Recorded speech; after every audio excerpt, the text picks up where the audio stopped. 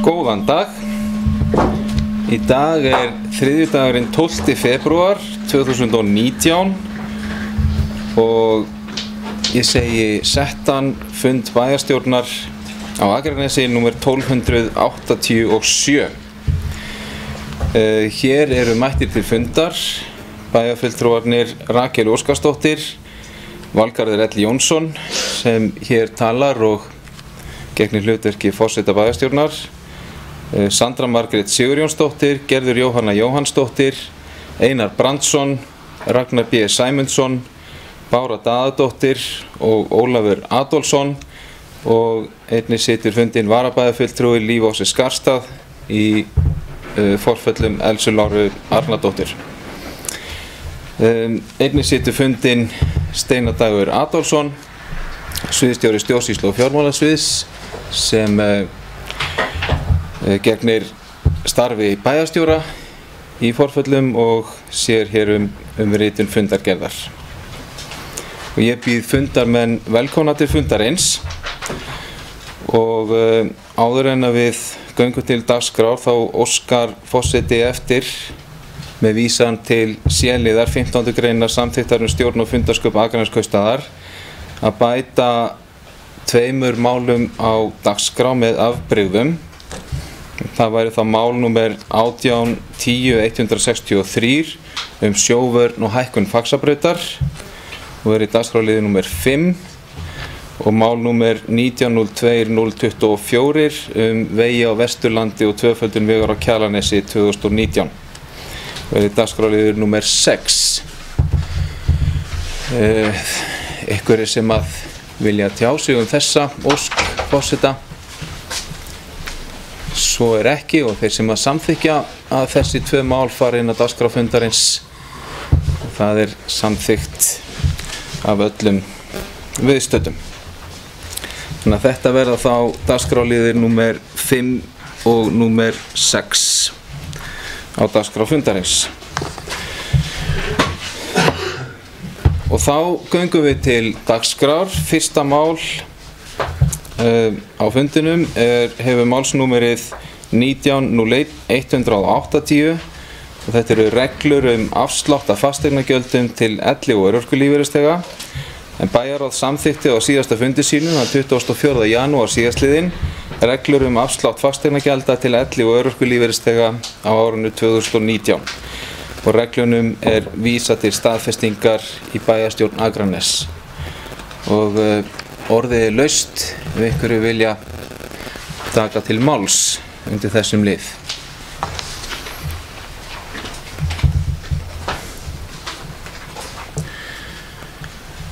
Svo ekki, það enginn sem óskar eftir að fá orðið fyrsta fundalið og þá ber ég reglunar hér upp til atkvæðagreiðslu að bæjarstjórn Akranes samþykki fyrirliggjandi reglur. Þeir sem að samþykja það gjöra svo vel að gefa merki og það samþykkt 9-0. Þá förum við í annan fundalið. Hann hefur málsnúmerið 18.11.021. Þetta aðalskipulag Akranes M2, breyting á miðsvæði, Akratorg, Kirkjubraut, Stillholt. Lögð fram tillaga að breytingu á aðalskipulagi Akranes M2 vegna breytinga á Kirkjubraut 39. Breytingin felst í breyttum skipulagsákvæðum fyrir reit M2, það auknu byggingamagni skal mæta með gerð nýrra bílastæða í göturými með samnýtingu og með bílageymslum neðanjarðar þar sem aðstæður leyfa. Skilmálar fjölda bílastæða vegna aukinnar nýtingar skulu settir í deiliskipulagi. Tillagan unnin af Teknistofu arkitekta Gylfa Guðjónssonar og félaga EHF, dagsett 25. janúar 2019.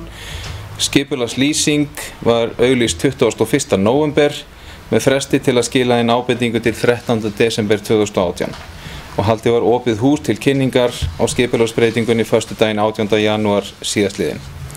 Og skipulags- og umhverfisráð leggur til við bæjarstjórn að tillagan verði auglýst í samræmi við 31. grein skipulagslaga nr. 123 frá árinu 2010 og áður en tillagan verður auglýst skal hún send Skipulagsstofnun til yfirferðar samanber 3. málsgrein 30. greinar sömu laga. Og orðið laust þessa tillögu.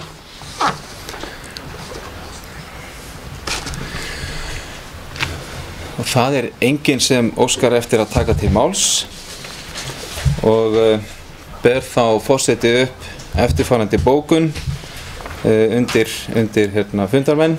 Bæjarstjórn samþykkir að tillagan verði auglýst í samræmi við 31. grein skipulagslaga nr. 123 frá árinu 2010 þegar hún hefur verið send Skipulagsstofnun til yfirferðar. Þessi samþykkja þessa afgreiðslu gjörðu svo að gefa merki og það samþykkt 9-0.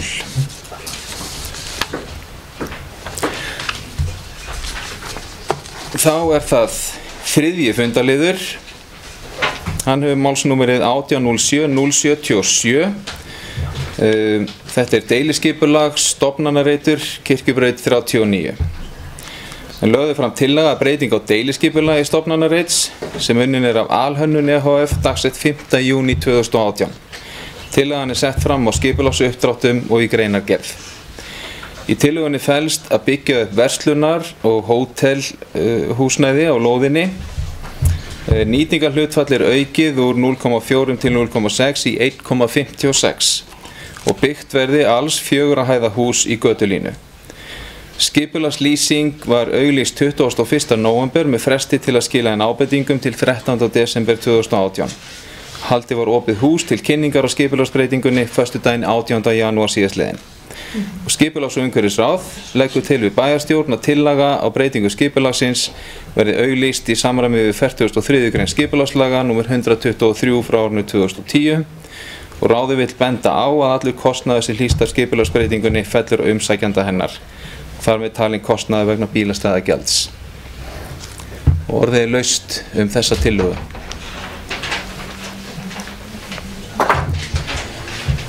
Og það enginn sem að óskar eftir að taka til máls og ber þá forseti eftirfarandi afgreiðslu undir bæjarfulltrúa. Bæjarstjórn Akraness samþykkir að tillaga á breytingu á deiliskipulagi stofnanareits verði auglýst í samræmi við 43. grein skipulagslaga nr. 123 frá árinu 2010. Þessi samþykkja þessa afgreiðslu gjörðu svo að gefa merki og það samþykkt 9-0. Og þá förum við í fjórða lið. Hann hefur málsnúmerið 1809-183, aðalskipulag Flóahverfi breyting.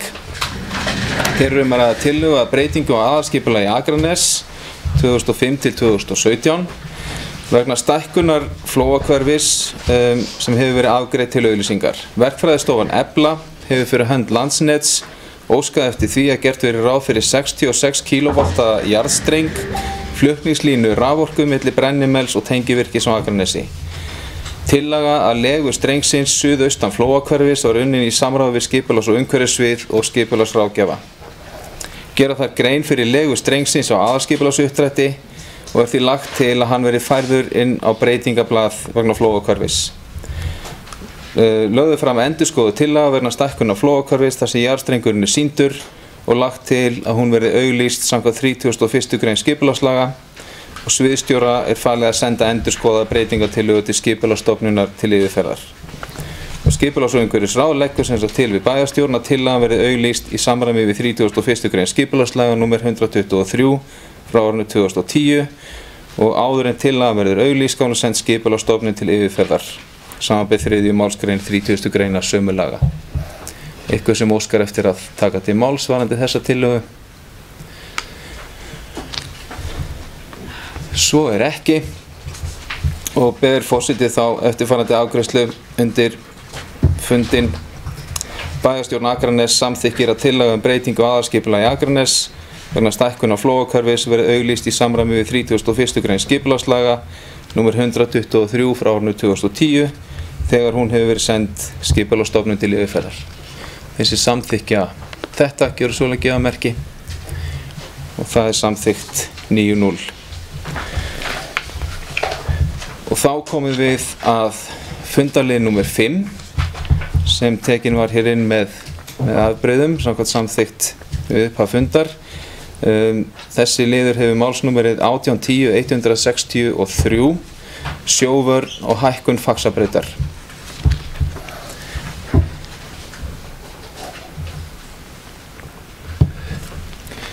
Hér að ræða ályktun bæjarstjórnar Akraness Faxabraut og forseti ber upp eftirfarandi ályktun.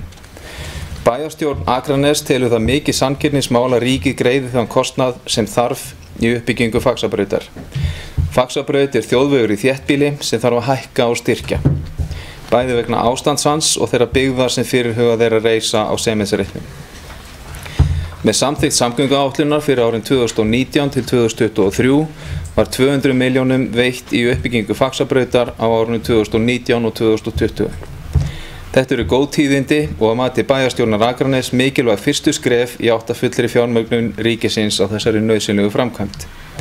Bæjarstjórn bendir á að verkið kostnaðarmetið á 550 milljónir og því hér aðeins upphaf verkefnisins að ræða.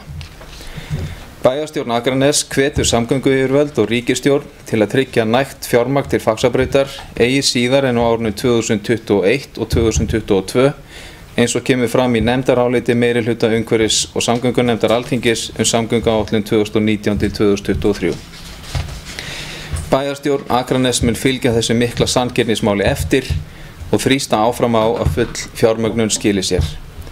Áskorunin send samgönguráðherra, umhverfis- og samgöngunefnd Alþingis, þingmönnum Norðvesturkjördæmis og Vegagerðinni. Og undir þetta skrifa allir bæjarfulltrúar að því gefnu að ályktunum verið samþykkt hér á fundi. Orðið laust þessa ályktun. Og það bæjarfulltrúi Rakel Óskarsdóttir. Gjörðu svo vel.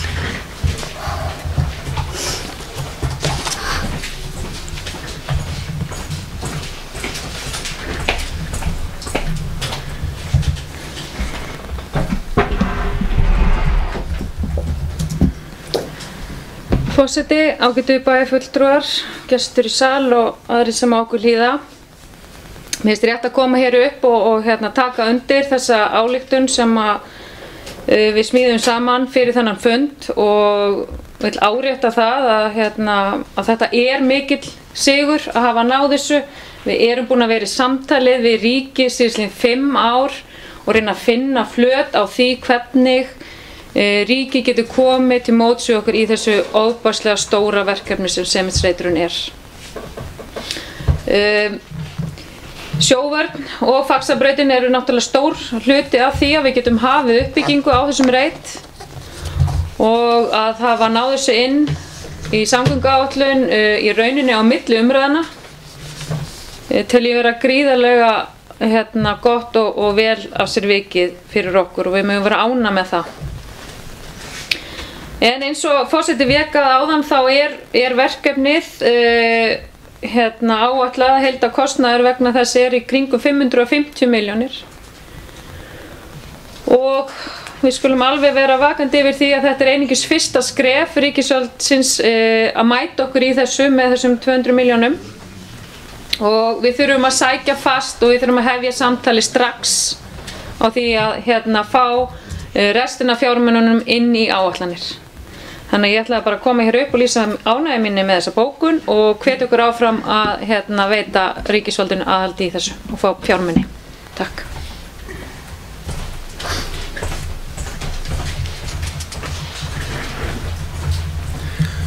Takk fyrir bæjarfulltrúi Rakel Óskarsdóttir og orðið enn laust þessa ályktun.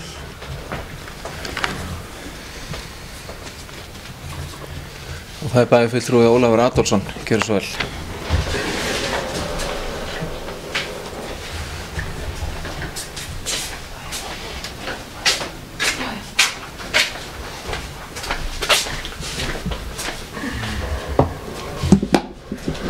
Herra forseti, ágætu bæjarfulltrúar. Ég ætla bara að taka undir með bæjarfulltrúi Rakel Óskarsdóttur með það að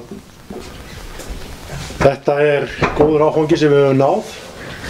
Og það má alveg segja það að það gerðist ekki átakalaust Rakel nefndi það að við hefum í rauninni verið 5 ár að berjast fyrir nákvæmlega þessu verkefni. Auðvitað þannig að eftir því sem árin hafa liðið hafa þungin í málinu aukist, af því það styttist alltaf í það að við myndum klára niðurrif á Sementsreit, og það því í rauninni ekki seinna vænna að við fáum að sjá þessa mynd fyrir framan okkur eins og hún núna. Það líka brýnt að við fylgjum þessu máli fast eftir. Við sáum í rauninni bara núna á síðustu metrum í þinginu hvernig tillögur voru að breytast, og samgönguáætlunin var að breytast í rauninni fram á síðasta dag. Og þar inni reyndar ennú stærra mál fyrir okkur Vestlendinga að við skildum þó tryggja það að það ekki seinkun á fjárveitingum til Kjalarnesins, og það sé ekki akkurat efni þessari ályktunar, þá varum við að vinna í þessu tvennu á sama tíma. Og við munum, eins og kemur fram í ályktuninni, fylgja því fast eftir að ríkið efni þetta lofur sitt, og við viljum auðvitað hafa það þannig að það verði efnt á næstu 2, síðasta lagi 3 árum, því þetta mun hafa áhrif á það hvernig við getum farið í uppbygging á Sementsreit.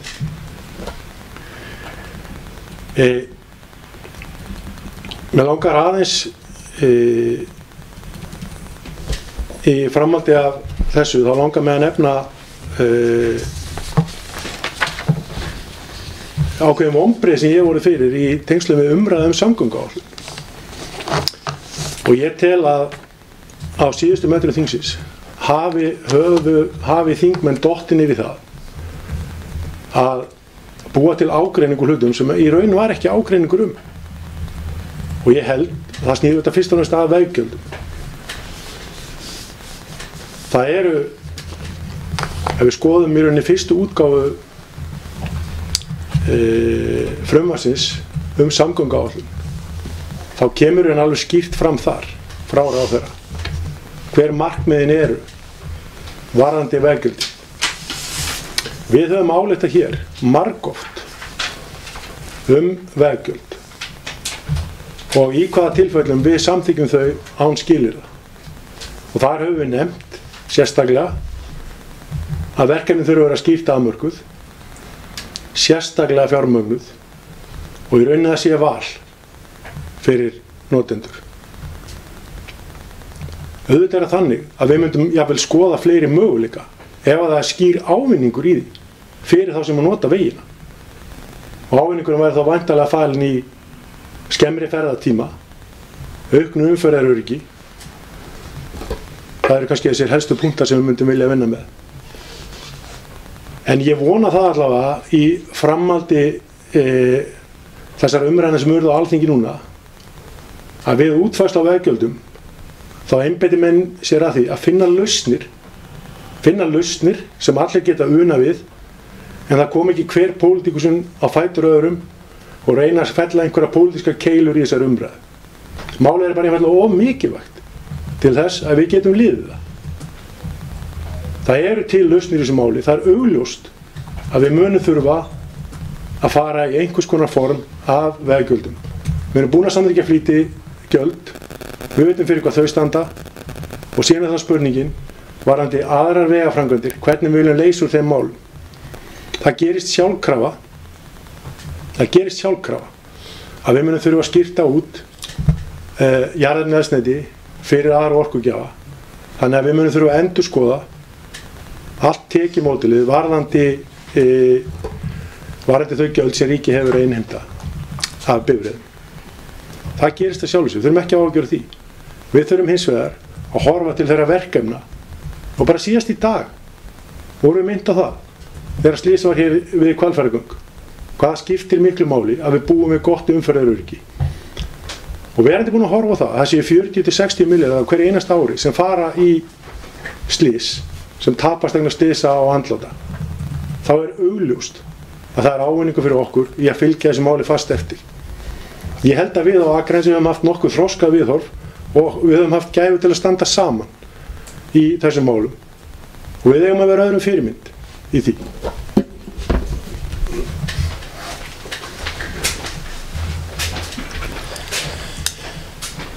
Takk fyrir bæjarfulltrúi Ólafur Adolfsson.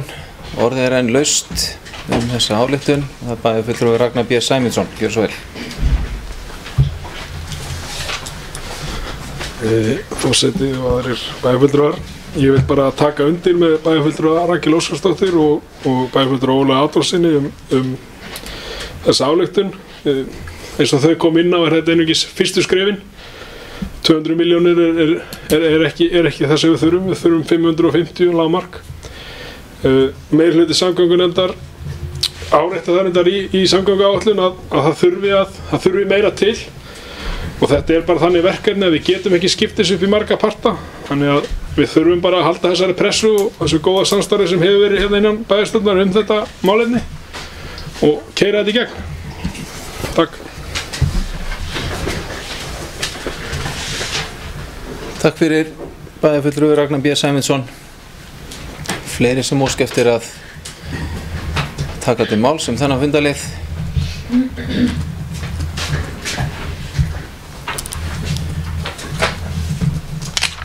Svo ekki, en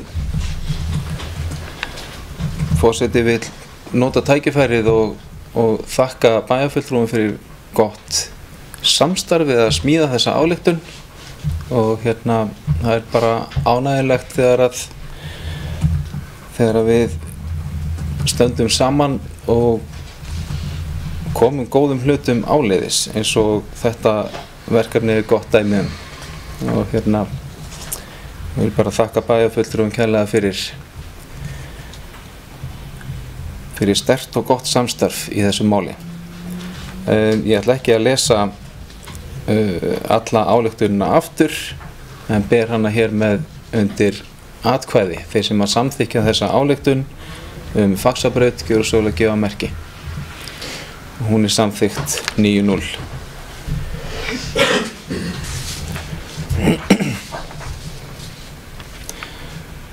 Og þá snúum við okkur að 7. fundarlið. Hann hefur málsnúmerið 19.02.024, vegir á Vesturlandi, ástand og tvöföldun vegar á Kjalarnesi 2019. Og þetta tillaga að ályktun bæjarstjórnar Akraness Vesturlandsveg Kjalarnes. Og ber forseti upp eftirfarandi ályktun. Bæjarstjórn Akraness varð fyrir miklum vonbrigðum þegar framkvæmdum við breikkun Vesturlandsvegar Kjalarnes var frestað í samgönguáætlun 2019 til 2023 og fjármunir sem ætlaði voru til framkvæmdanna settir í önnur verkefni.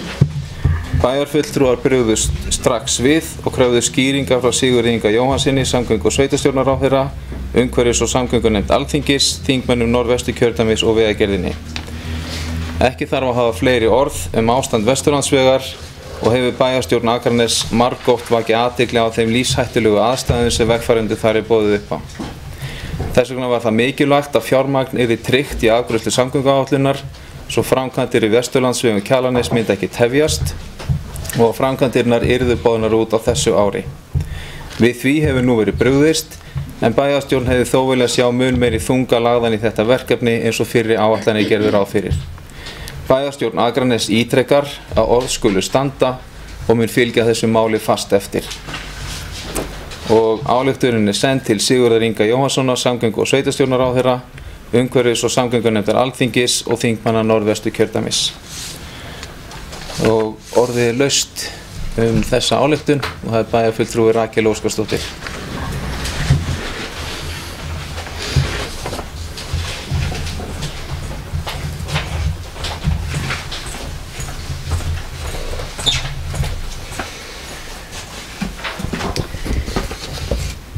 Forseti, ágætu bæjarfulltrúar, gestur í sal og aðrir sem á okkur hlýða.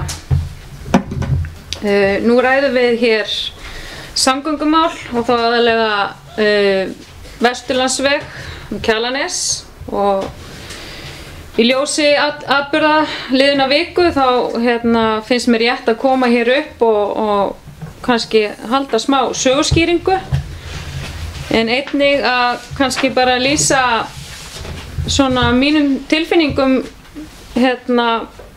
varðandi þetta mál. Ef við rifjum aðeins upp þá var haldið hér rosalega flott og öflugt málþing 24. janúar 2018 í Tómbergi, þar sem að SSVF stóð fyrir fundinum í samvinnu við Akraneskaupstað. Þar mætti Sigurður Ingi Jónsson, samgöngu- og sveitarstjórnarráðherra, þá nýskipaður, og hélt þar erindi, tók við áskorunum fundarins tafarlausar úrbætur á Vesturlandsvegi Kjalarnes.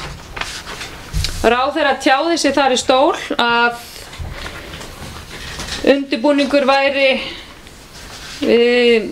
í aðgerðum við úrbóta á Vesturlandsvegi og vegagerðin var ekki langt komið með hönnun og útboð á veginum. Ef við lítum okkur svo aðeins nær, þá hefur þessi bæjarstjórn, eins og komið var inn á áðan, ályktað saman í þrígang vegamál. Annars vegar, eða í fyrsta stað, þá það ályktun frá 12. júní 2018. Það á okkar fyrsta fundi nýrrar bæjarstjórnar og þar lýsum við miklu vonbrigðum með úthlutun á 4 milljóna króna viðbótarframlagi ríkisins til brýnna vegaframkvæmda og þar var ekki króna lögð í Vesturlandsveginn þrátt fyrir von slíkt, en þá var okkur sagt að þetta væri nú allt í lagi, þetta væri komið á samgönguáætlun og þetta myndi skila sér til okkar. En svo kemur næsta ályktun hjá okkur í bæjarstjórnin, hún 11. nóvember 2018 og þar fögnum við því að Vesturlandsvegur Kjalarnes komin á samgönguáætlun 2019-2023. Frábærar fréttir. Og þar héldum við að ráðherra var að standa við sín orð þar sem að hann var að tala það og það væri ekkert að óttast með það að við höfum ekki fengið krónu úthlutað í þessu viðbóta fjármagni til samgöngubóta og áætlað var að setja 3,2 milljarða í verkefni sem var ærin ástæða að fagna og mikil samstaða Þá skorum við einnig á ráðherra í þessari bókun að horfa til lagningu Sundabrautar og það var í kjöri verkefni eins og bæjarfulltrúi Ólar Adolfsson leiddi að áðan með verkefni sem að væri hægt að nota svokölluð flýtigjöld fyrir. Ef þú vildir ekki nota Sundabraut þá getur þú farið aðra leið og sleppt í að borga. Einnig hvöttum við ráðherra að horfa til jafnræðis milli landshluta. Að það væri ekki bara Vesturlandsleggurinn sem yrði var tekin gjaldtaka á, heldur væri að horfa vítt og breitt þegar væri að horfa til samgönguúrbóta sem að væru fjármagnaðir með svokölluðum flýtigjöldum. Og síðasta ályktun okkar bæjarstjórnar fyrir þá þessa sem við leggjum fram hér í dag var frá 11. desember þar sem við ályktum stórfellda uppbyggingu samgöngukerfisins með álagningu flýtigjalda. Þar komum við inn á það að við fögnum þeirri viðhorfsbreytingu sem hafi orðið á Alþingi Íslendinga að horfa til nýrra verkefna þar sem að okkur öllum ljóst að það fjármagn sem lagt til vegamála á Íslandi það nægir ekki og við þurfum bara að horfast í augu við það þurfa að fara aðra leiðir og þá þessi flýtigjaldaleið kjörin leið og það hefur verið vísað í Hvalfjarðarganga módelið eins og þetta kallað í dag að það tekið lán fyrir þessari framkvæmd og þeir borgi sem nota og þegar að búið að borga og þá lagt af þetta gjald og vegagerðin taki við. Það alveg sanngirni í því. En við bókum líka undir þessari ályktun að horfa til þeirra starfsþekkingar sem að hefur átt sér stað hjá starfsfólki Spalar. Og nú fara þeirra dagar að telja niður og við komum til með að sjá mikið eftir þessum starfsmönnum og þessu fyrirtæki. En við höldum bara áfram að þrýsta á ríkisvaldið að ef að til þess kemur að fara í svona flýtigjaldaleið þar sem að þeir verða rukkaðir sem að nota samgöngurnar að horfa til þeirra þekkingar sem að við búum yfir hér á Akranesi. En þá söguskýringi búin. Og að máli málana að ég verð nú bara að segja það að því sem undan gengið og því sem ég þuldi upp hér áðan, samgönguáætlun SSV og því miklu vinnu sem var í það og eftirfylgninni á þeirri frábæru áætlun. Og þá verð ég bara að segja það að mér var verulega brugðið og í raun misboðið þegar ég heyrði af þessum fréttum á föstudaginn fyrir rúmri viku síðan. Að fresta ætti uppbyggingu eða þeim framkvæmdum sem að lágu fyrir að ætti að fara í á Kjalarnesi. Þetta gerist á föstudegi og ég verð að lýsa yfir smá vonbrigðum með það hve lítið samtal átti sér stað hér á innan bæjarstjórnarinnar. Að það hafi ekki komið sameiginleg bókun frá okkur þetta mál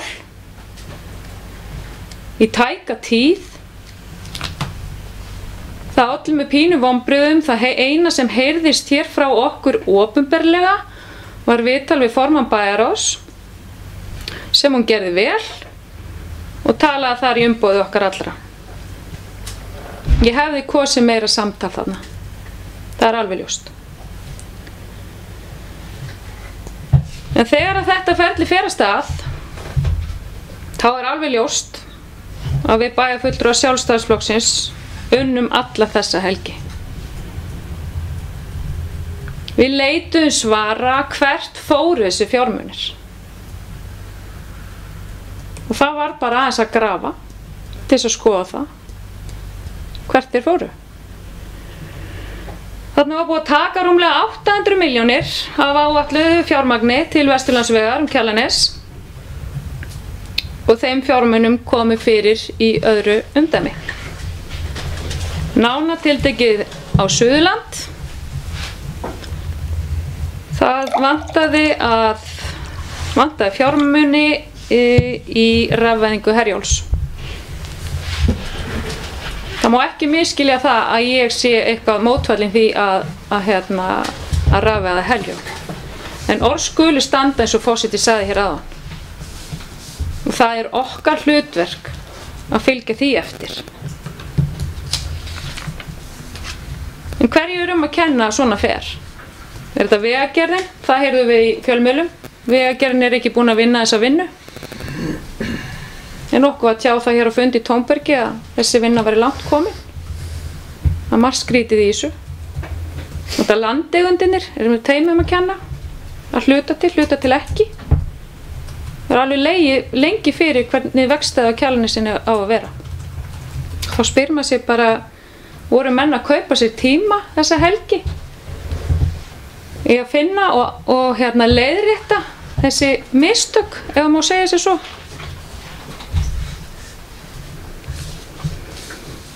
Við reyndum að koma saman hér með ályktun.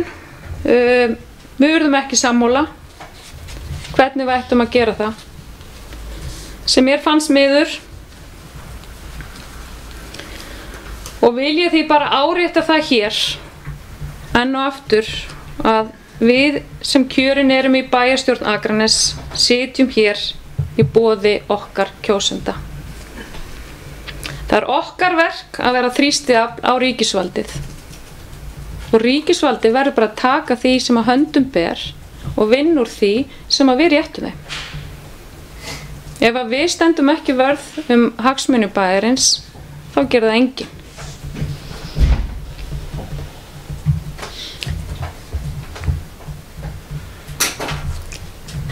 Ég veit það að vinna okkar sjálfstæðismanna þessa helgi, skulum ekki segja olli titringi, en hún allavega var svona ákveðin óþægindi fyrir suma á þinginu og þá aðallega í ráðuneyti Sigurðar Inga. En ég missi svo sem ekkert svefnið því að vera klögu með frekjuskap eða yfirgang. Mér líði þó bara frekar vel með það að hafa verið að pönkast í því fólki sem að lofar upp í ermina á sér og stendur ekki við það. En það segir mér allavega það að við sjálfstæðismenn höfum gott tengslanet inn í þingið og þetta valið rétt. En það er alveg ljóst að eins og Sigurður Ingi ráðherra segir að framkvæmdir Vesturlandsveg muni ekki tefjast eins og núverandi gögn liggja fyrir okkur og núverandi ályktun sem við erum að leggja fyrir fundin hér hljóðar þá er örlítið von að verkefni hefjist á næsta ári og útboðsgögn verða tilbúin á þessu ári. En svo eins og við segjum í ályktuninni, þá hefði ég vilja sjá miklu meiri þunga fyrstu skrefin. Þetta eru frekar lágar upphæðir þó að við séum að tala 200 milljónir. Í stóra samhenginu er það bara ekki mikið. En við þurfum heldur betur að vera vakandi svo að þetta endurtaki sig ekki aftur á okkar vakt. Og fagna ég því að við séum allavega komin á þennan stað í dag að geta sendt frá okkur ályktun þetta mál og vona ég svo sannarlega að eins og maður segir í ályktunum og forseti las upp hér áðan að orð skuli standa. Takk.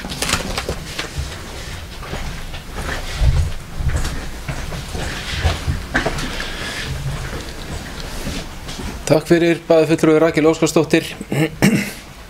Fleiri sem óska eftir að taka til máls varðandi þessa ályktun að bæjarfulltrúi Bára Daðadóttir. Gjörðu svo vel.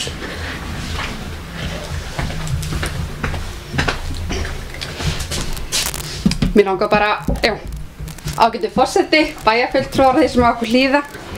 Mér langar bara að þakka bæjarfulltrúa Rakel fyrir þetta. Það er bara alveg rétt, þetta er bara virkilega mikilvægt málefni sem snertur okkur öll sem búum á Akranesi og Vesturlandi og bara landinu öllu. Mér langar bara samt að taka það fram að bæjarfulltrúar meirihlutans eins og minnihlutans fóru leið og fréttir bárust að ræða við ráðuneyti, vegagerð og fleiri sem var til þess að fjármagn skilaði sér svo aftur svo samtakamáttur bæjarstjórnar Akranes skilaði sér. Formaður bæjarráðs kom fram í fréttum daginn eftir að fréttir bárust og mótmælti þessum fréttum eins og fram hefur komið.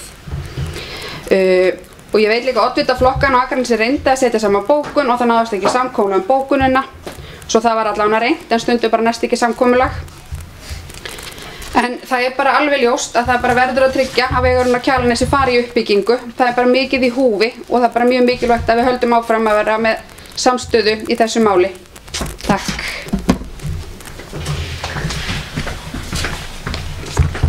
Takk fyrir bæjarfulltrúi Bára Daðadóttir. Fleiri sem óska eftir að taka til máls. Forseti óskar eftir að varaforseti kannski leysi hann af eitt augnablik og fær það kannski sjálfur að biðja orðið.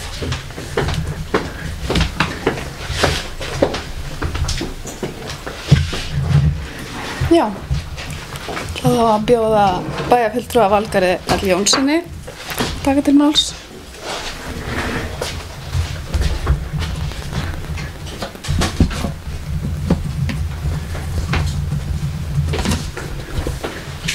Forseti, ágætu bæjarfulltrúar. Ég ætla nú ekki að halda langa ræðu þetta.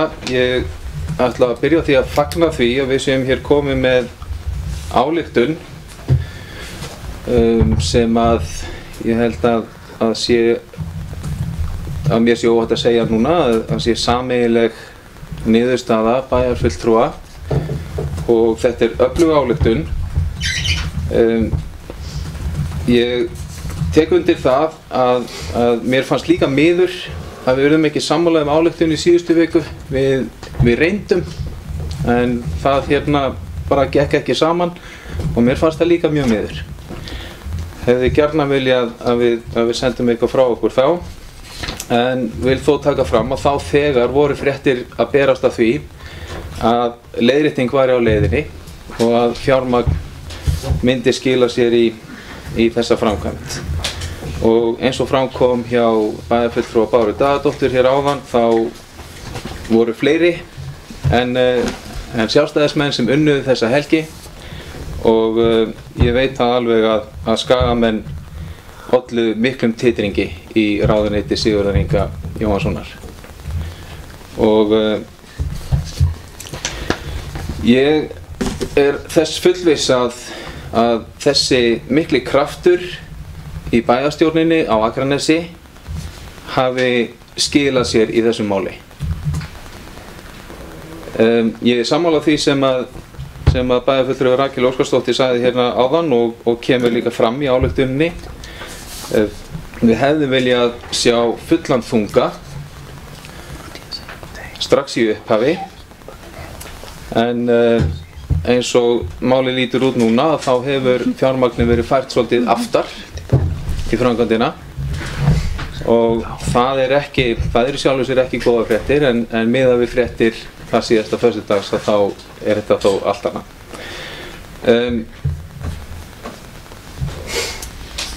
Loka orðin í ályktuninni eru að bæjarstjórn Akraness ítrekar að orð skulu standa og mun fylgja þessu máli fast eftir. Og eins og bæjarfulltrúar hafa komið inn á hérna á undan mér, þá er bara full ástæða fyrir þessum loka orðum. Við þurfum bara að vera á vaktinni, fylgjast vel með þessu máli og láta í okkur heyra leið og eitthvað út af bregður. Ég held að við séum öll sammála það. Takk fyrir. Ég þakka bæjarfulltrúa Valgarði L. Jónssyni fyrir. Orðið er laust. Það er bæjarfulltrúi Ragnar B. Sæmundsson. Gjörðu svo vel.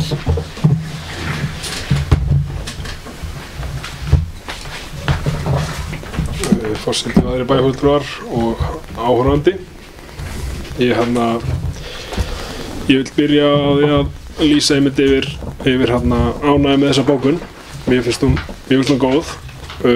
Á sama tíma vil ég líka taka undir að þetta voru mikil vonbrigði þegar þessar fréttir bárust. Og eins og bæjarfulltrúi Valgarður kom inn á, þá fórum við líka á fullt í okkar bakland og inn í ráðuneytið. Og svo sem allt komið hér fram áður sem ég ætla að segja, en ég vil samt koma inn á að mér finnst samt svolítið skjóta skökku við að meðan við fögnum Faxabraut, þar sem við erum að taka peninga frá Teigsskógi, að þá erum við að harma það að peningarnir fara úr hinu. Það hefur komið fram að hönnunin var ekki komið nógu langt. Fyrstu fréttir af landeigendum voru, veit ég ekki hvaðan koma, en hafa allar verið bakkað með það. Skipulagsferlið, skipulag frá Reykjavíkurborg, það lá fyrir í haust. Ég er alveg sammála því að í veglagningu svo þetta, þá á þetta bara að liggja fyrir. Mín skoðun er svo að nú í samgönguáætlun liggur fyrir að tvöfalda upp í Borgarnes, og ég meina sú hönnun á bara að liggja fyrir þó að það verði ekki farið í þær framkvæmdir fyrir eftir 5 ár. Það skiptir ekki máli. Þegar eitthvað svona liggur fyrir þá eiga menn bara að hefja vinnuna, þannig að það sé ekki það sem tefji.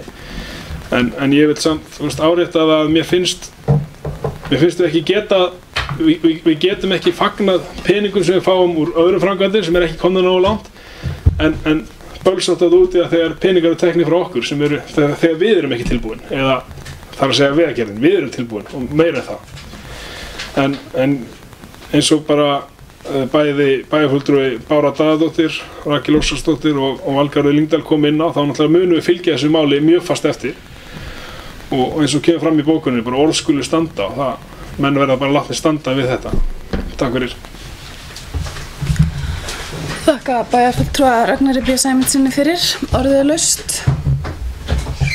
Og það bæjarfulltrúi Rakel Óskarsdóttir, gjörðu svo vel.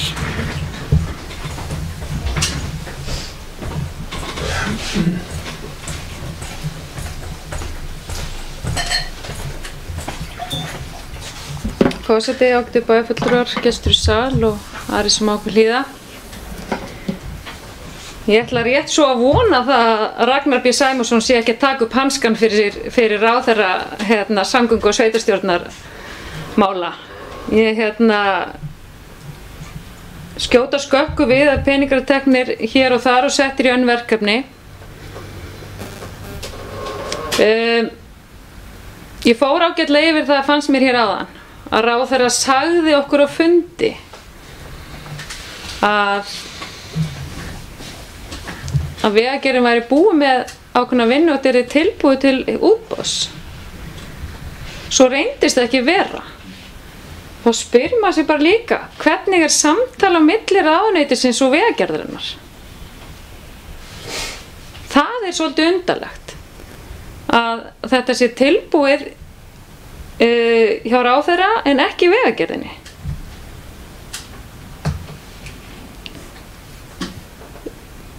Varðandi Kjalarnesi, þá er þetta gríðarlega miklu fjármunir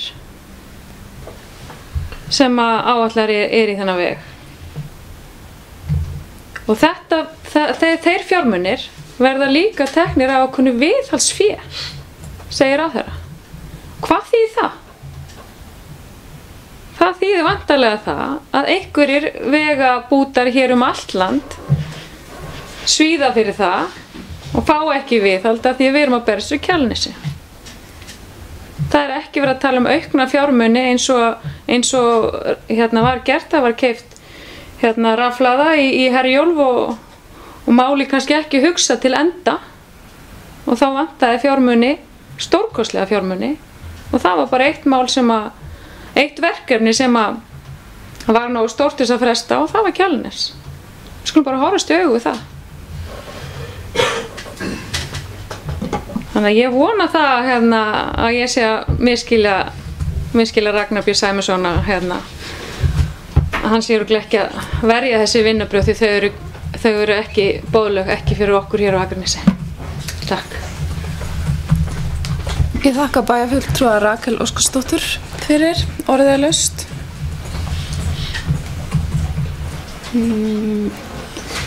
Þá bið ég það er bæjarfulltrúi Ragnar B. Sæmundsson, gjörðu svo vel.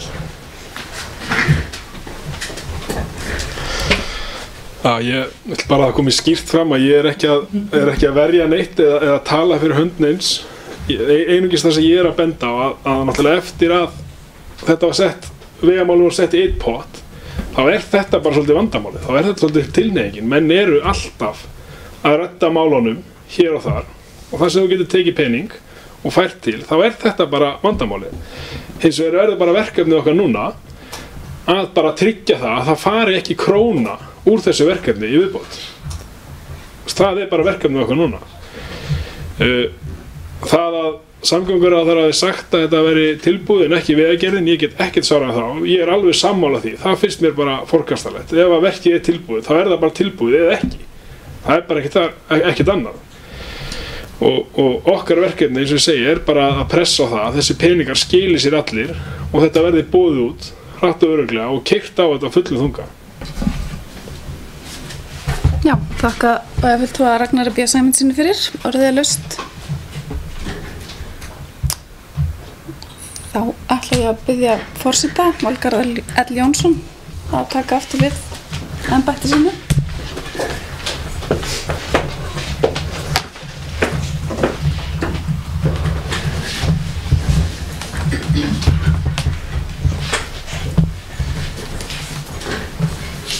Já, ég þakka varaforseta Gerði J. Jóhannsdóttur fyrir að leysa mig af hér Og þá berum við þessa ályktun upp til samþykkis. Ég ætla ekki að...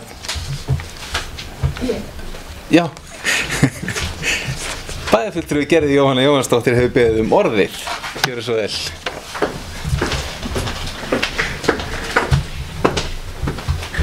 Ágætu bæjarfulltrúar, gestur í sal, forseti og þeir sem heima sitjið. Ég held að það sé ekki nokkur spurning að við ætlum öll að berast með kjaft og klóm að þessu verkefni okkar sem lífsspursmál fyrir okkur hérna á Suðurstrandinu. Mér langaði bara sérstaklega núna að þakka bæjarfulltrúa Rakel Óskarsdóttur fyrir yfirferðina í upphafinu og það ætti ágætt að fá afrit af þessum punktum hennar inn í skjalasafn bæjar. Þetta bara gott fyrir fólk sem er kannski líka nýkomið inn í umræðuna. Vona sem flestir sé að hlusta á þessu fundi hérna hjá okkur, en af því að það ekki allir sem þekkja nógu vel til hvernig þetta hefur þróast, en það nokkuð ljóst að það verður að halda vel á spilunum og já, nýta öll sambönd inn í þetta ráðuneyti sérstaklega til þess að tryggja þessu máli framgang. Takk fyrir.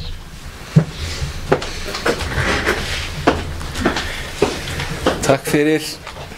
Gerður Jóhanna Jóhannsdóttir, bæjarfulltrúi og héraðsskjalavörður. Eru fleiri sem óska eftir að taka til máls varðandi þessa ályktun? Svo ekki og þá ætla ég ekki frekar en áðan að lesa alla ályktunina upp aftur, en ber hana hér með undir samþykki bæjarfulltrúa eins og hún var lesin upp hér í upphafi þessa fundarlegar. Þeir sem að samþykja þessa ályktun gjörðu svo að gefa mér merki. Þessa ályktun, ásakið, hún samþykkt 9-0.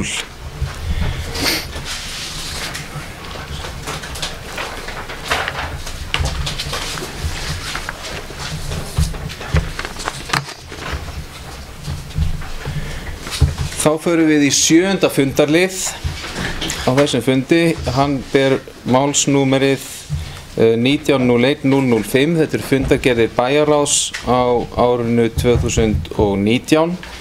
Hér lögð fram fundargerð bæjarráðs númer 3366 frá 24. janúar 2019 og orðið laust þessa fundargerð.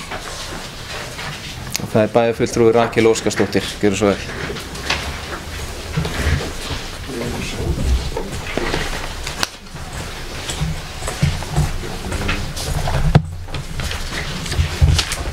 Forseti, ágætu bæjarfulltrúar, gestur í sal og aðrir sem okkur hlýða. Við erum með til umræðu fundargerðir bæjarráðs og það ein fundargerð hér.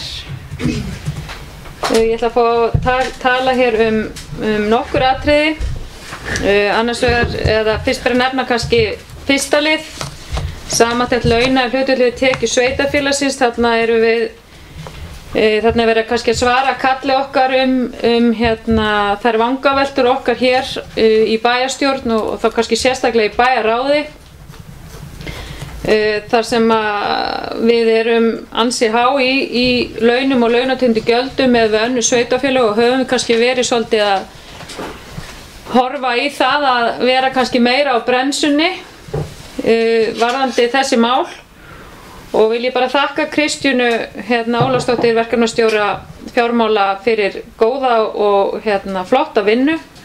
Og þetta bara góð byrjun á því sem við komum til með að vinna með áfram í bæjarráðinu. Þetta svona, myndi ég segja, svona fyrsta skref og gott aðhaldstól og gott verkefni að vinna eftir.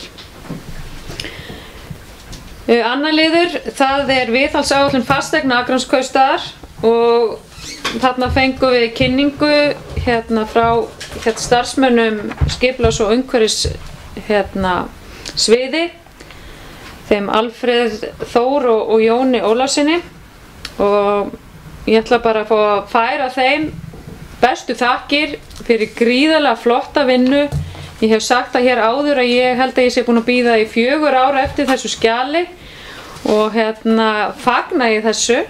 Þetta er gott tól þó að sé nú ekki tilbúið og þá hafa kannski, held ég öll flest ráð fengið kynningu á þessum gögnum og þeir voru nú ekki svo sem alveg endalega búnir með þetta skjal og voru átt eftir að færa inn ýmsar upplýsingar, en þetta er gríðarlega gagnlegt fyrir okkur sem að sitjum alltaf fyrir svörum, út í bæ, á fundum og hvers sem við förum. En þá vil ég líka endurtaka það sem ég hef sagt hér áður, að nú erum við komið með ákveðið tól í hendurnar. Við sjáum hvaða fasteignir við eigum, við sjáum hver viðhaldsþörfin er, hún er gríðarlega mikil. Við erum langt frá því að uppfylla það hlutfall fasteignamats á því viðhaldsfé sem við ættum að vera að veita í mannvirkin okkar. Og þá spyr ég bara, er ekki komin endalegur tímapunktur á það, við þurfum að endurmeta hvaða eignir þurfum við að eiga. Ég er ekki með tillögu til þess að gera það hér, en ég kem til með að fylgja þessu eftir í bæjarráði að kannski skipulags- og umhverfisráði verði falið það að skoða eignasafn bæjarins með það fyrir augum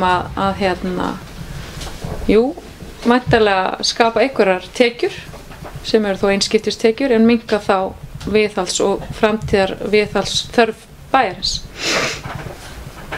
4. liður er stytting vinnuvikunar og ég fagna því að þetta kom inn á þennan fund þar sem að var ekki búið að afgreiða þetta endanlega, að þessu verkefni yrði vísa frá og hætt við þetta, og með leyfi forseta þá vil ég fá að lesa hér smá hluta úr bókun Bæjarráðs. Bæjarráð telur ekki heppilegt að einstaka stofnanir Akraneskaustar fari fram með tilraunaverkefni um styttingu vinnuvikunar þar sem eðli málsins samkvæmt eru forsendur mismunandi eftir eðli starfsemi á hverjum vinnustað og án viðbótar fjármagns eiga sumir vinnustaðir aldrei raunverulegan kost á því.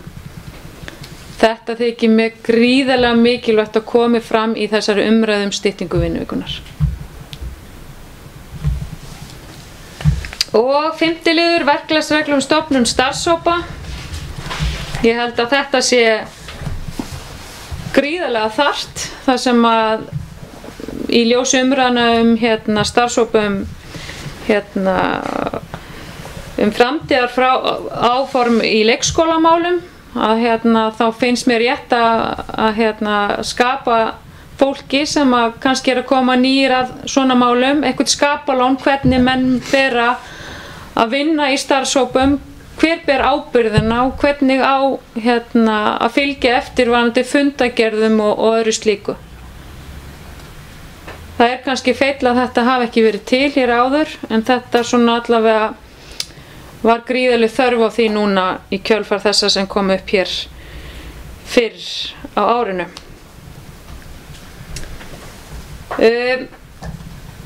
Að lokum langar mig að vísa aðeins í starfsemi sýslumanns á Vesturlandi á Akranesi og ég ætla að færa Ólafi Adolfssoni, sjálfstæðismanni og fyrrverandi formanni Bæjarráðs, okkar bestu þakkir fyrir hans framlag í þessu. Hann hefur verið okkar talsmaður við að koma á samtali við sýslumannin og það á að vera að koma eitthvað reglulegir fundir á milli sýslumanns og bæjarstjóra. En það er alveg ljóst í þessu máli eins og samgöngumálunum sem við ræddum hér áðan að við þurfum að vera á vaktinni. Við þurfum að standa vörð um þá þjónustu sem okkur er boðin hér. Orðið á götunni er hreinlega þannig að við erum að fá litla sem enga þjónustu og öllu bent í Stykkishólm á þá lögfræðimenn sem eru þar. það á að vera viðvera hér einu sinni í viku. Það hefur komið sá dagur að það hefur fallið niður og þá bara hálfu mánuður á milli viðveru lögfræðings á vegum sýslumanns skrifstofunnar hér á Akranesi. Þannig ég ætla nú bara að hvetja okkur til þess að reyna að vera vakandi líka fyrir þeim tækifæri sem berast í þinginu til dæmis. Það eru verkefni sem er hægt að úthýsa til annarra aðila og þá gæti sýslumannsskrifstofan hér verið kjörið tækifæri í því. Þannig að ég ætla bara að hvetja ykkur bæjarfulltrúa og okkur öll að vera vakandi yfir þeim tækifærum sem gætu verið í augsýni. Þannig að takk fyrir þetta.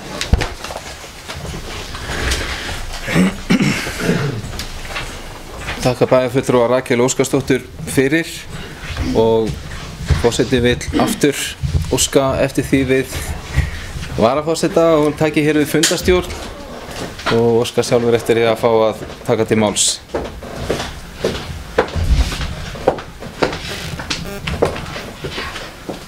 Bæjarfulltrúi Valgerður L. Jónsson, gjörðu svo vel.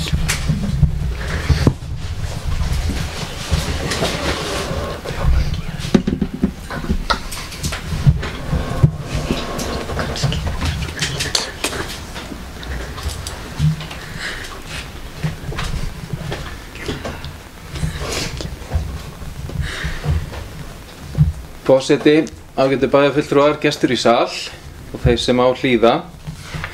Ég vil þakka bæjarfulltrúa Rakel Óskarsdóttur fyrir þessa yfirferð yfir fundargerð bæjarráðs og koma kannski aðeins inn á sömu liði að einhverju leyti að minnsta kosti. En varðandi dagskrárlið 1 og þá vil ég einnig eins og bæjarfulltrúi Rakel Óskarsdóttir þakka Kristínu Ólafsdóttur fyrir góða vinnu varðandi það að skoða þetta með hlutfall launatengdra gjalda.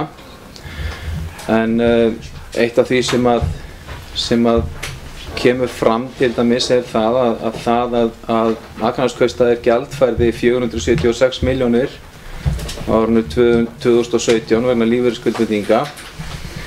Það hefur ansi mikið að segja inn í þetta hlutfall og kom fram hjá Kristínu að sem sagt við erum í 70% hlutfalli vegna þess hvernig við bókfærum, en ef við varum á bókfæri eins og mörg önnur sveitarfélög sem að hafa dreift þessu eða jafnvel tekið lán, að þá væru við nær 62% hlutfalli og það munar töluverðu í samanburði við önnur sveitarfélög. Síðan má einnig nefna að hlutfall launa í til dæmis leikskólum og skólum er hærra en landsmeðaltal, en það getur til dæmis skýrt af því að við erum með menntað fólk í fleiri stöðum heldur en mörg önnur sveitarfélög, ekki öll en kannski mörg önnur sveitarfélög, og við erum bara rík af vel menntuðu fólki sem sinnir þessari mikilvægu þjónustu.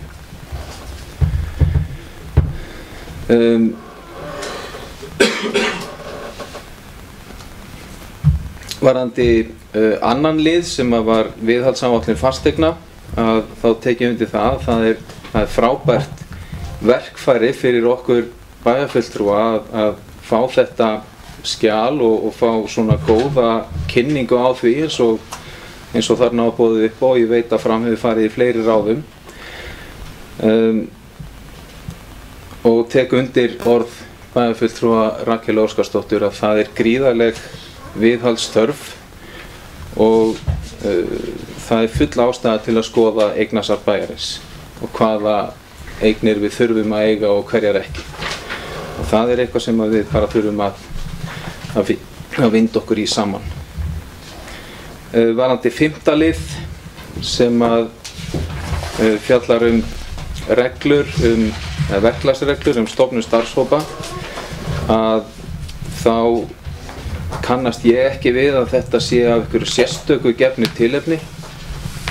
Ég tel að það sé bara almennt þörf á þessum reglum sem að taki til dæmis tímaramma, mats á vægi verkefna, starfshópa, launa og fleiri þátta í þeirra starfi. Og tek undir það er ekkert seinna vænna en núna að fara að skoða þetta og koma okkur upp þessar reglum. 7. liður starfsemi sýslumannsins á Vesturlandi. Þetta þetta bara óþolandi staða sem að við erum í hér á Akranesi, stærsta þéttbýliskjarnanum á Vesturlandi, að við þurfum að sæta því að eiga einungis aðgang að löglegri fulltrúa á sýsluskrifstofunni 1 dag í viku, og ef að sá dagur fellir niður þá þarf kannski að bíða í viku og jafnvel 2 eftir næsta tækifæri. Og bæjarráð að láta heyrast hátt í sér í þessu máli og krefst tafarlausra úrbóta, og við vonum að á okkur verði hlustað.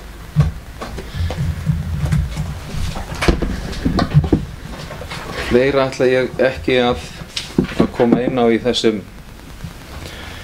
þessari atrennu að minnsta kosti. Þakka fyrir. Ég þakka bæjarfulltrúa Valgarði L. Jónssoni fyrir orðið að laust. Það bæjarfulltrúi Ragnar B. Sæmundsson. Gjörðu svo vel. Takk fyrir. Ég ætla bara að koma inn á 2 liði hérna. Það annars vegar liður númer 2, viðhalsáætlunin. Ég vil taka undir með bæjarfulltrúa Rakel Óskarsdóttir. Þetta virkilega vel gert hjá þeim og gott skjal. Raunar held ég nauðsynlegt skjal fyrir okkur bæjarfulltrúa til þess að bara vinna með og vita raunar hver staðan er. Bæjarfulltrúi Rakel Óskarsdóttir kom inn á það að þetta gef okkur líka tækifæri til þess að meta hvað eignir við þurfum að eiga. Ég held að við eigum líka að fara í þetta dýpra og það er til dæmis töluvert að okkar félagslega húsnæði sem orðið gamalt. Það komið til ára sinna og mjög mikil viðhaldsþörf. Ég held að við ættum að meta það hvaða eignir þar við viljum eiga og hvaða eignir við þurfum að endurnýja. Því að margar hverjar þar eru, eins og segja, mjög mikilli viðhaldsþörf. Svo vildi ég koma inn á lið númer 9, þjónustukönnun sveitarfélaganna, sem kom mjög vel út og var mjög gaman að fá kynningu á. Sérstaklega þegar kemur að þjónustu okkar við íbúðabæðinni, leikskólamálum og skólamálum og annað. Það virðist ríkja mikil ánægja, bara mjög gaman að sjá svona. Þetta náttúrulega starf sem verið að meta til langs tíma. Þetta ekki eitthvað sem gerist á 1 mánuði eða 1 viku, þetta langt tímabil. En líka bara gott aðhald fyrir okkur til þess að þarna góð mæling hvar við stöndum. Takk fyrir. Ég þakka bæjarfulltrúa Ragnari B. Sæmundssoni fyrir og það bæjarfulltrúi Sandra Margrét Sigurjónsdóttir. Gjörðu svo vel.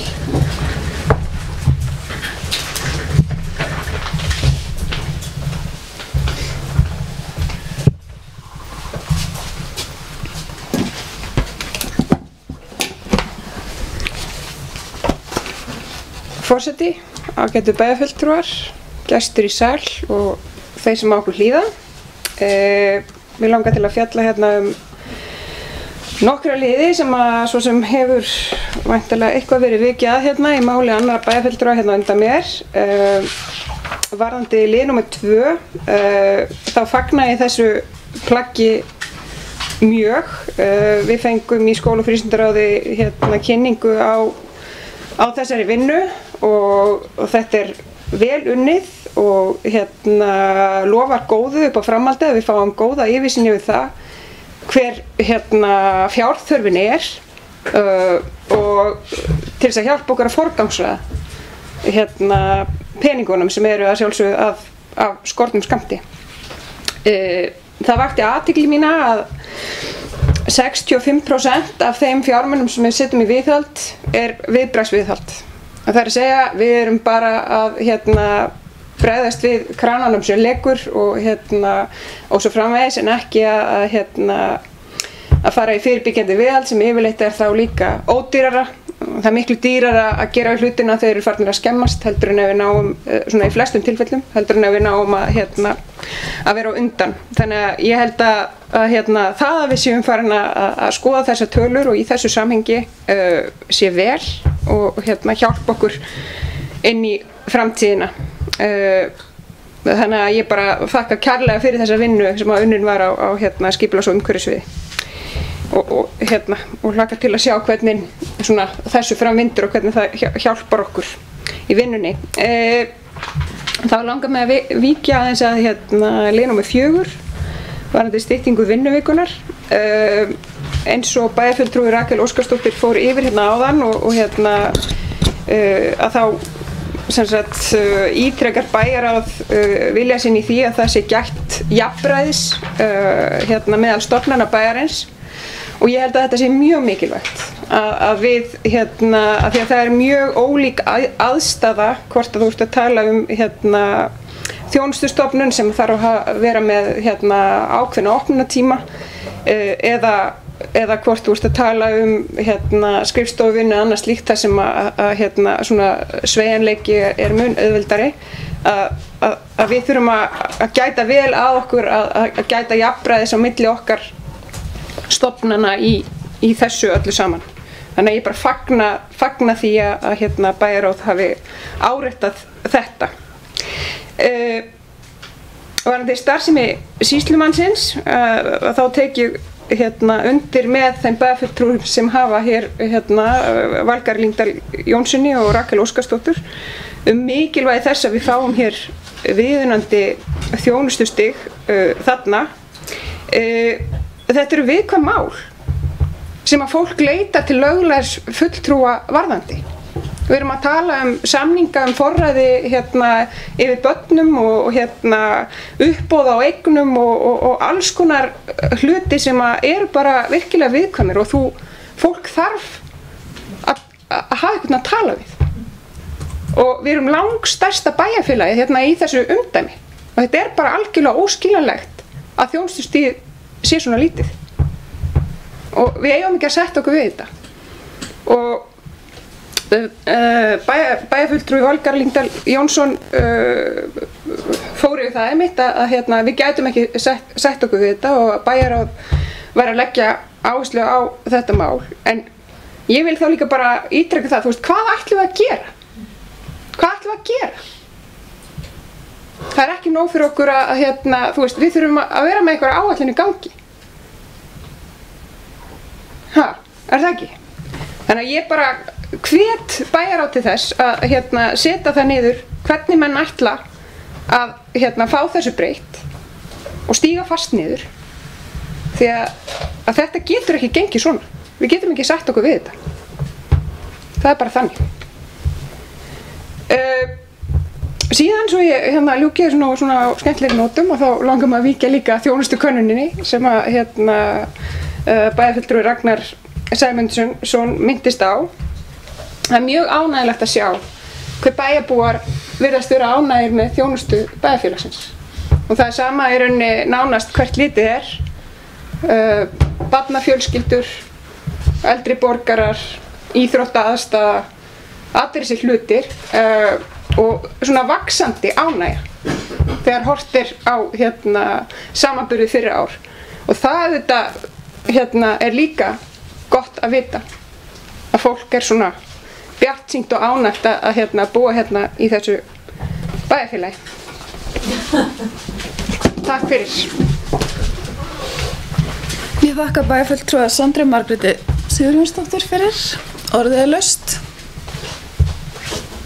Það er bæjarfulltrúi Ólafur Adolfsson, gjörðu svo vel.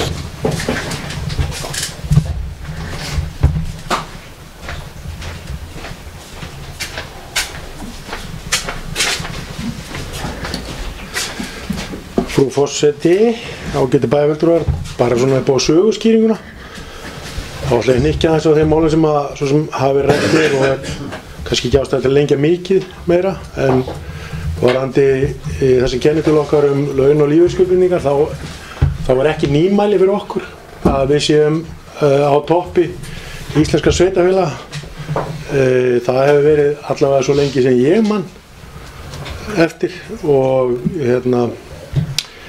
en ég tek þú undir með bæjarfulltrúa Valgarði Lyngdal Jónssyni að það er þetta kostur ef að sveitarfélögin hafa sömu uppgjörsaðferðir, þannig að menn séu þá að bera saman alltaf sömu hlutina og við erum svo sem suðað í stjórn sambandsins og í sambandinu með að búa til skapalón fyrir uppgjörið sem sé nákvæmar, þannig að maður geti raunverulega búið þetta saman og svo væri þetta kostur að fá upplýsingar frá skattinum.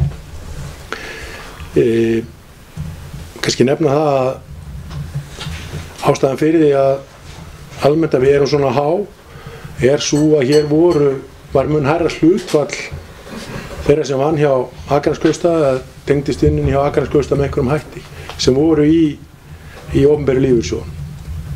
Það var í rauninni kannski talin vera helsta ástæðan fyrir af hverju við varum svona mun hærri en aðrir. Það var ekki það að launin væri svona góð.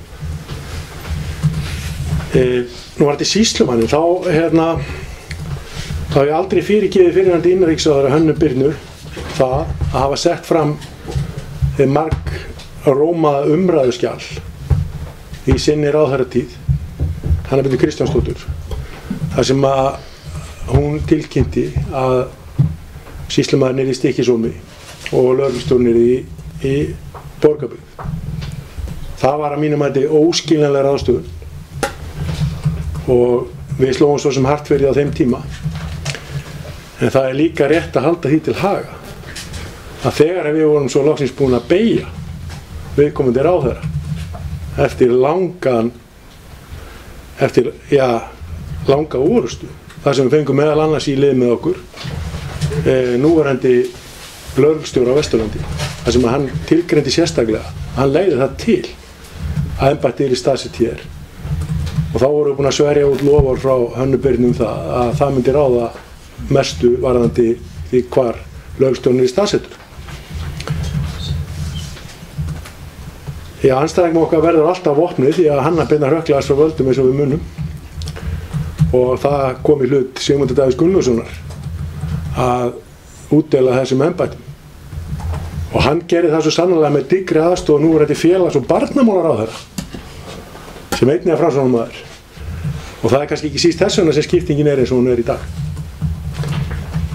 Við höfum líka uppi fleiri orð í tengslum við þetta og nefndum meðal annars að það yrði þannig til framtíðar litið að svo uppbygging sem yrði í kringum þessi embætti hún fær ekki fram almennt út kjördæmið, heldur yrði á þeim stöðum þar sem að sýslumaðurinn er annars vegar og lögreglustjórinn hins vegar. Mér hefur hún sýnst á fréttum og þeim ráðningasíðum sem að maður hefur að lesa, það sé akkurat að reddast. Ég þakka bæjarfulltrúa Ólafi Adolfssyni fyrir orðið er laust og þá ætla ég að biðja forseta Valgarð Lyngdal Jónsson að taka aftur við stjórn. Hann fær orðið fyrst í pontu, gjör svo vel. Bæjarfulltrúi Valgarður Lyngdal Jónsson.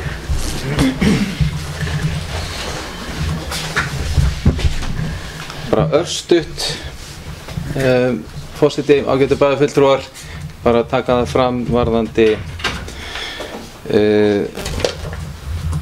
fjórðamál, styttingu vinnuvikunar, að bókun bæjarráðs er að verkefninu er frestað, því er ekki vísað frá en því er frestað. Takk. Ég þakka bæjarfulltrúa Valgarði Lyngdal Jónssyni fyrir og bið hann að taka við forseta að nýju embætti sínu. Svo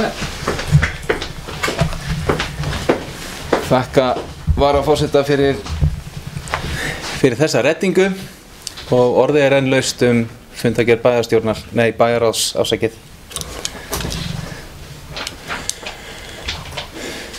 Það er enginn sem að grípur það. Þannig að hér með er þá fundargerð bæjarráðs númer 3366 frá 24. janúar 2019 lögð fram til kynningar. Næsti fundarliður er þá númer 8, hefur málsnúmerið 19.01.008.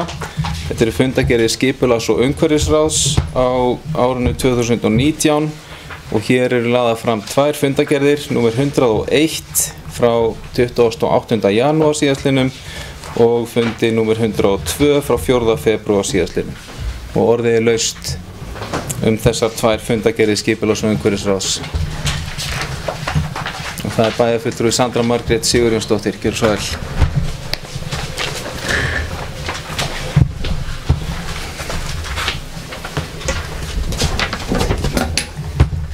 Forseti, ágætu bæjarfulltrúar og þeir sem á okkur hlýða. Mér langaði að bera fram hérna bara nokkrar spurningar til formanns skipulags- og umhverfisráðs.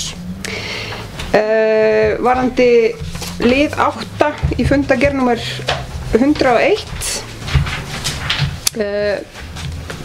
fjárfestinga- og framkvæmdaáætlun 2019-2022, það talað breytingar á verktillögun við framkvæmd við ESU-braut 2 og mér langar bara að fá aðeins nánari skýringar á því hvað að ræða þarna og hvers vegna verið að gera þessar breytingar og svo framvegis. Bara fá aðeins forsöguna. Og þá varðandi fundagerð númer 102, þá langar mig að spyrja sem sagt af því að það verið að ræða deiliskipulag og svona aðeins að víkja því bara hver staðan varðandi lausa lóðir í bæjarfélaginu til úthlutunar og svona hver þá tímarammi varðandi frekari lóða úthlutun í bæjarfélaginu. Og jafnframt farið yfir sem sagt í lið númer 3 að sviðsstjóri hafi komið og farið yfir uppbygging á Sementsreit og ég myndi bara gjarna vilja fá svona smá söguskýring á því hver staðan er. Takk fyrir.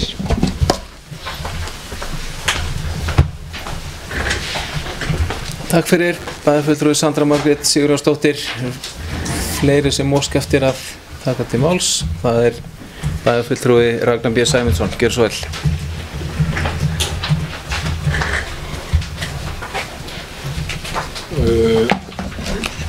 Bæjarfulltrúi Sandra Margrét Sigurjónsdóttir kom hérna með 3 góðar spurningar.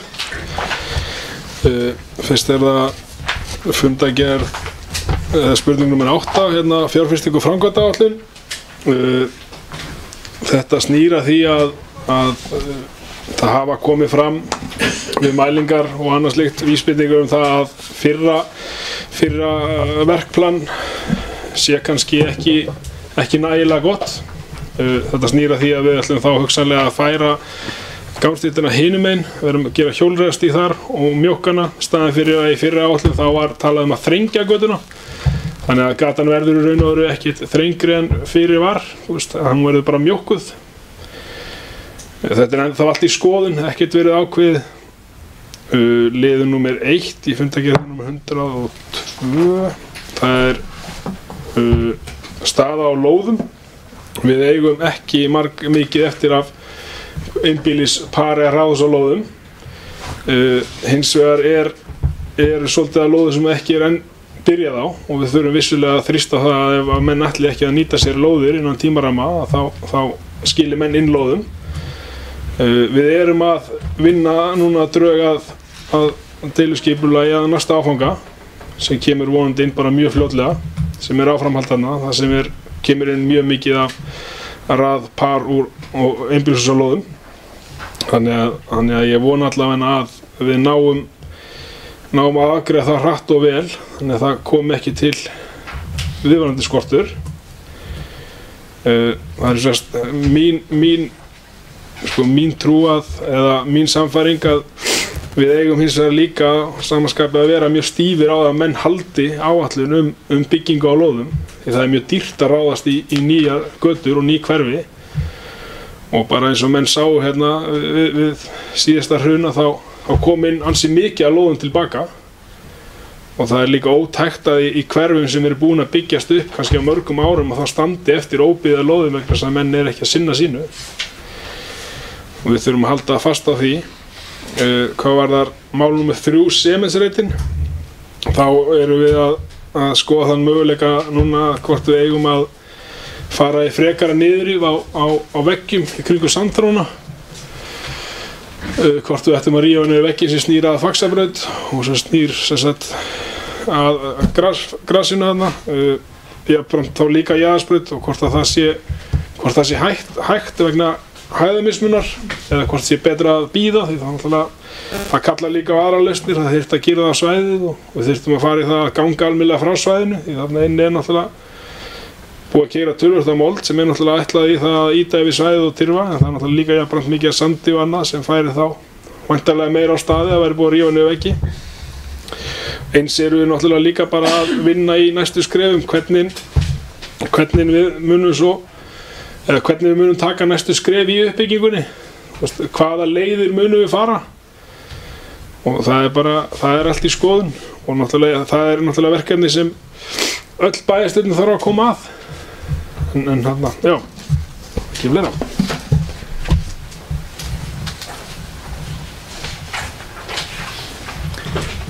Takk fyrir bæjarfulltrúi Ragnar B. Sæmundsson. Fleiri sem óska eftir að taka til máls, það er bæjarfulltrúi Rakel Óskarsdóttir. Gjörðu svo vel.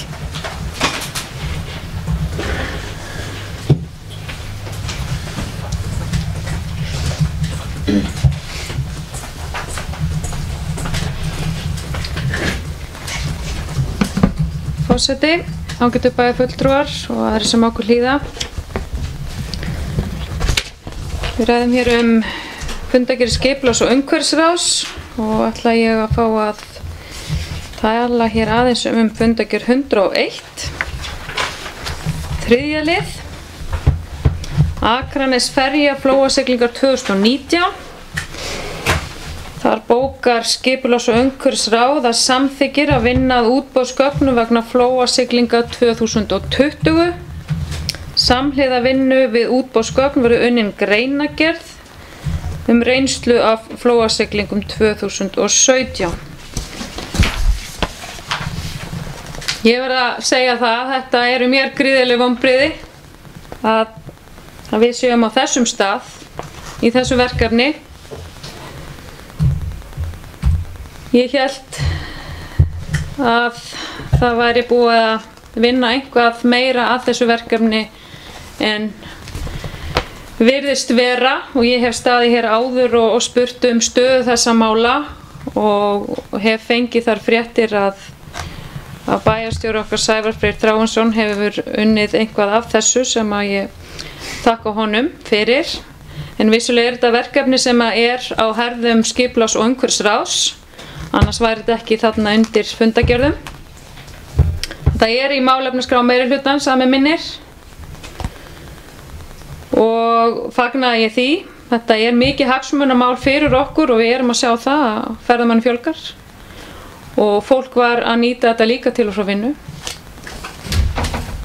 En mig langar aðeins að forvitnast þetta frekar og spyrja hvar samtalið er statt við Reykjavíkurborg, við hverja er verið að tala,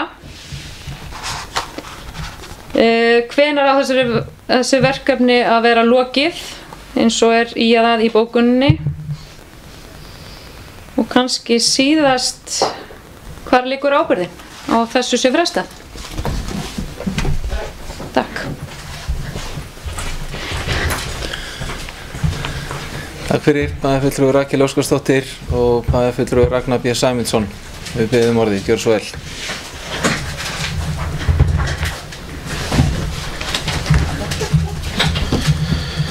Já, Rakel Óskarsdóttir, bæjarfulltrúi Rakel Óskarsdóttir spyr hér lið 3 í fundargerð 101.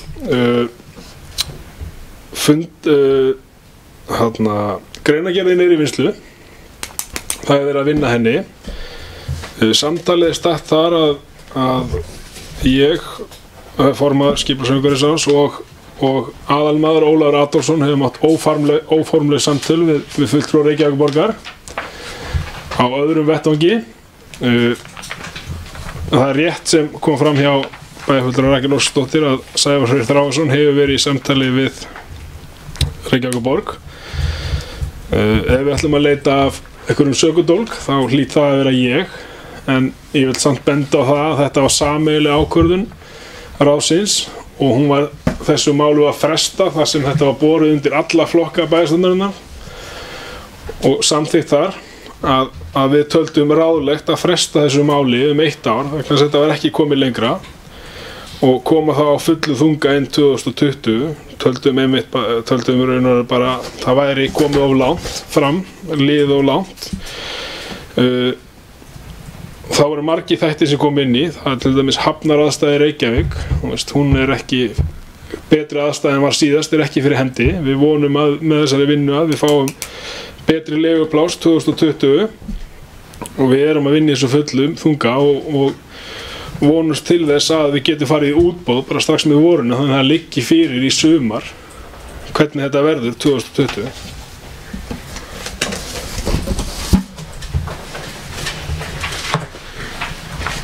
Takk fyrir bæjarfulltrúi Ragnar B. Sæmundsson. Það eru fleiri sem óska eftir að taka til máls, það er bæjarfulltrúi Rakel Óskarsdóttir. Gjörðu svo vel.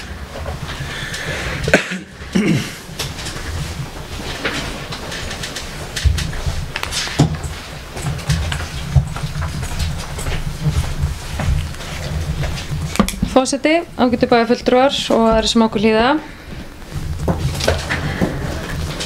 Byrja að þakka formanni Ragnari Sæmundssoni fyrir hans svör sem voru þó kannski ekki alveg svaraði kannski ekki öllum mínum spurningum. Hvað er samtali stattur Reykjavík og borg og við hverju að vera að tala? Hann kannski bara upplýsir mig það bara eftir fundin. Ég spurði líka hvenær þessu verkefni ætti að vera lokið. Mér finnst það gríðarlega mikilvægt að setja sér ykkur mörk það hvenær við ætlum að klára vinnuna, hvernig við sjáum tímalínuna í þessu. Því við viljum ekki lenda í þessu aftur að renna rassinn með svona flott verkefni. Og hann svaraði því hvar ábyrgðin lægi. Að þessu sögðu þá óska ég eftir því að við ritara fundarins að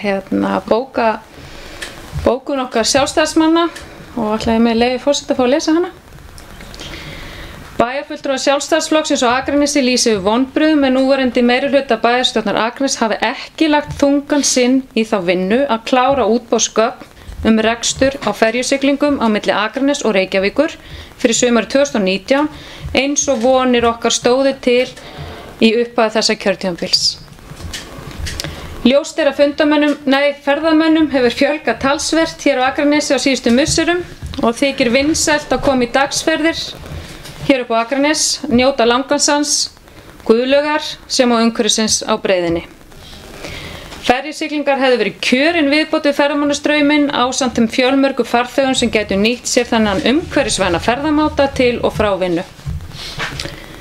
Bæjarfulltrúar Sjálfstæðisflokksins binda miklar vonir til þess að unnið verði af kappi við að klára undirbúnings þessa verkefnis svo siglingar geti hafist eigi síður en vorið 2020.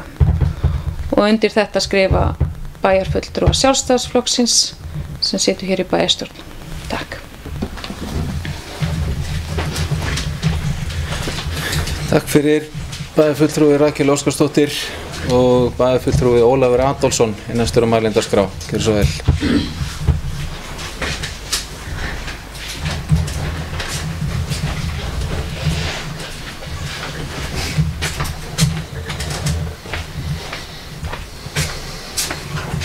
Herra forseti, ágætu bæjarfulltrúar. Ég vil bara nefna það hér að auðvitað er þetta vonbrigði fyrir okkur öll að málið sé ekki komið lengra en það er og við höfum áður brennt okkur á því í samskiptum við Reykjavíkurborg þar sem við höfum verið að undirbúa málið með sama hætt og liggur fyrir að við hefðum átt að vera búin að gera núna að tíminn er okkar helsti óvinur. Það tekur yfirleitt mjög langan tíma að ná þessu saman. Þess vegna langar mér í rauninni til að opinbera það hér að það skiptir miklu máli að við höldum vel á spöðunum núna eftir að það liggur fyrir að við ætlum að treysta það að ferjusiglingarnar verði hér árið 2020. Þá skiptir gríðarlega miklu máli að við séum búin að búa allan hnúta málsins eigi síðar en í byrjun sumars, núna. Það þannig að við fáum væntanlega ekki nema 1 tækifæri til viðbótar til þess að setja hennan rekstur í fullan gang. Ég hef ekki trú á því að Reykjavíkurborg muni gefa okkur mörg tækifæri til viðbótar til þess að fara í þessi ferjusiglingar. Við Ragnar, eins og Ragnar benti hér á áðan, Ragnar B. Sæmundsson bæjarfulltrúi, þá höfum við átt samtöl við formann stjórnar Faxaflóahafna og á þeim grunni liggur fyrir að það þarf að útbúa greinargerð sem skýrir mjög nákvæmlega hvað það sem við teljum að mætti fara betur með af reksturinn eins og hann blasti við okkur síðast. Þar segja, við finnum leiðir til þess að styrkja grunninn undir ferjuna. Ég held að við höfum rætt það hér áður að okkur fannst skorta nokkuð á það að sá aðili sem að sinnti reksturinn, hann væri nægilega duglegur í markastarfi. Og kannski það atriði sem við þurfum að læra af með þeim hætti að við getum ekki treyst að fullu á þann aðila sem mun komið til með að sigla ef að sama fyrirkomulag verður haft á. Það þýðir að við þurfum að búa okkur undir það hér hjá Akraneskaupstað og í samstarfi við Reykjavíkurborg að markaðsetja ferjuna.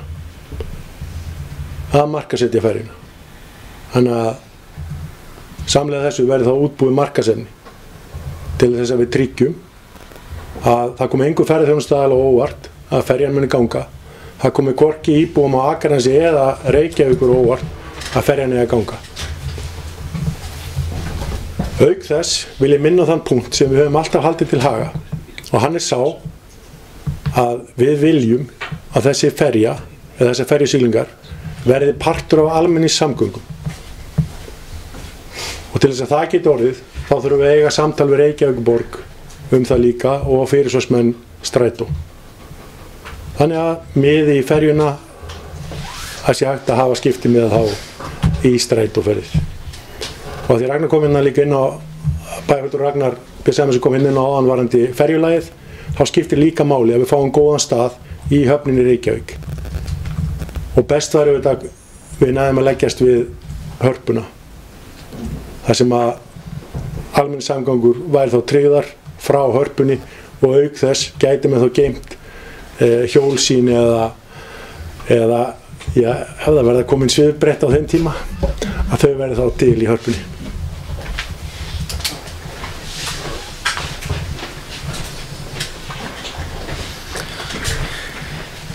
Takk fyrir bæjarfulltrúi Ólafur Adolfsson. Bæjarfulltrúi Ragnar B. Sæmundsson óskar hér eftir að fá orðið í þriðja sinn og forseti gerir undanþágu og veitir honum það gjörðu svo vel. Takk fyrir þetta, herra forseti. Gott að blessa að bóka. Ég hins vegar bara var í þeirri trú að við höfum allir flokkar staðið þessar ákvörðun og það er vissulega sömu vonbrigði hjá okkur meirihlutanum eins og minnihlutanum hvernig þetta fór, en mér fannst bæjarfulltrúi Ólafur Adolfsson kom mjög vel inn á alla þessa punkta sem bara ég tel að við þurfum að vinna miklu betur. Bæjarfulltrúi Rakel Óskarsdóttir kom hérna með góða setningu að renna raskatið. Við höfum bara, eins og Óli kom inn á, 1 séns og við þurfum að vanda okkur. Greinargerðin lá ekki fyrir eftir 2017. Hann hefur verið að vinna núna. Vissulega hefðu átt að byrja það fyrr.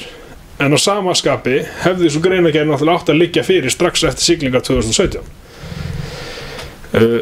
Ég er alveg enn og aftur sammálað, þetta er mikil vonbrigði, en við þurfum bara að vanda okkur. Síðast, þegar við vorum í þessu, 2017, þá var mikil gagnrýni, þetta kom seint til, voru marg ítrekka frestanir hvernig þetta færi á stað, óánægja með tíma áætlun, óánægja með markastarf hjá aðilanum og ýmislegt fleira, báturinn á undanþágu. Vöndum okkur bara, gerum þetta almennilega 2020 og bara höldum þessu áfram þangað til 3020.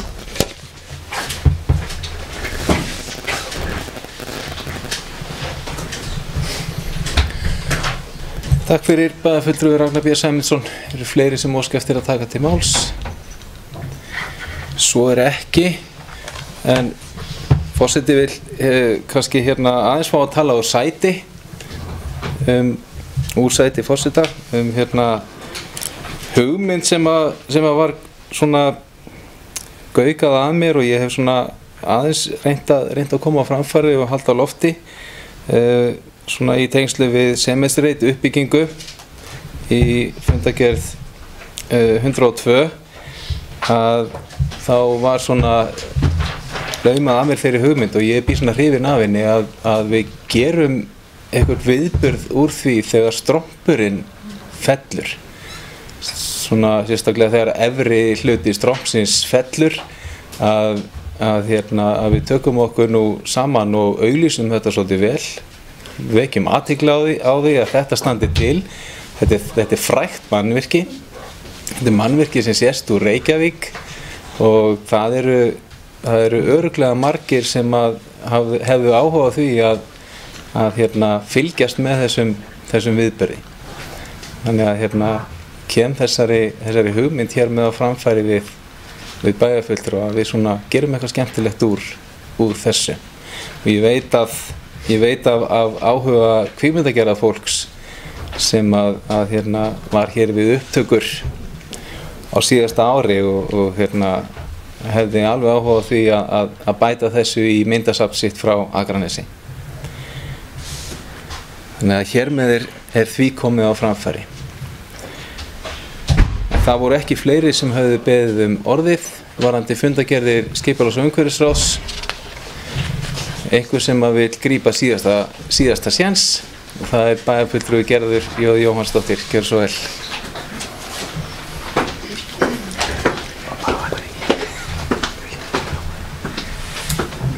Já, ágætu bæjarfulltrúar og þeir sem áhlýða. Ég ætla að segja eins og Ragnar B. Sæmundsson, bæjarfulltrúi.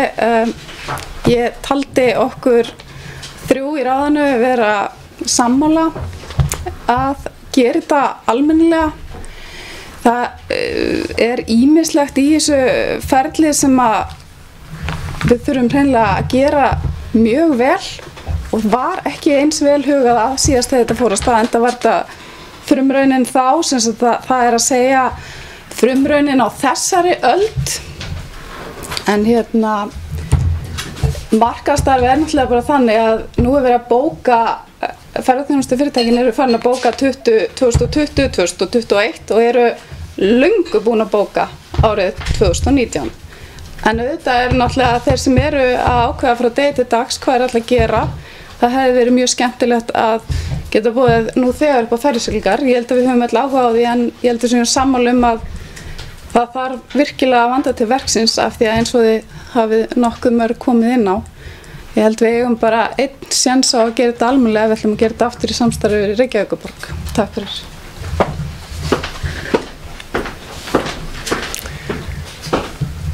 Og næsta takk fyrir bæjarfulltrúi Gerður J. Jóhannsdóttir. Næsta mælendaskrá er bæjarfulltrúi Rakel Óskarsdóttir með undanþágu forseta. Gjörðu svo vel.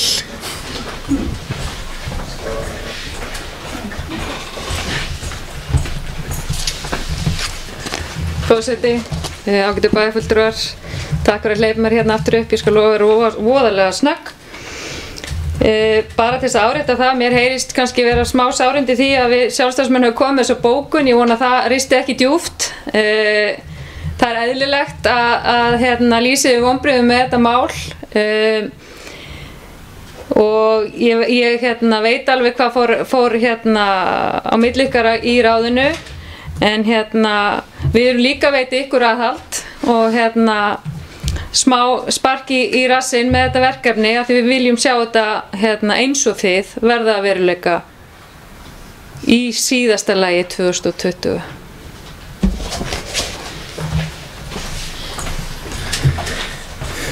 Takk fyrir bæjarfulltrúi Rakel Óskarsdóttir. Fleiri sem óska eftir að tjá sig þessa fundargerðir? Svo er ekki. Og eru þar með fundargerðir skipulags- og umhverfisráðs árinu 2019, númer 101 frá 28. janúar síðastliðnum og númer 102 frá 4. febrúar hér með laða fram til kynningar.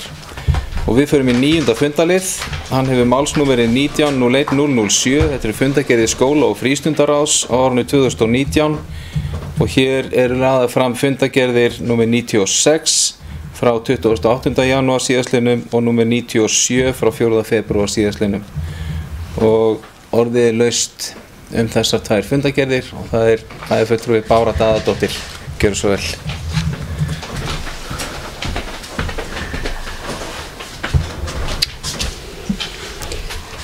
Ágæti forseti, ágæti bæjarfulltrúar og þeir sem á okkur hlýða. Ég ætla bara að rétta þess að tæpa á fundagerðum skóla- og frístundaráðs sem voru hér á milli bæjarstjórnarfunda. Á 97. fundi sem haldið var 28. janúar síðastliðinn fengum við mikið af góðum upplýsingum. Þar fengum við fulltrúa frá grunnskólanum, bæðurhópi starfsfólks og foreldra. Þessi rætt var samstarf nýtingu á húsnæði FFA.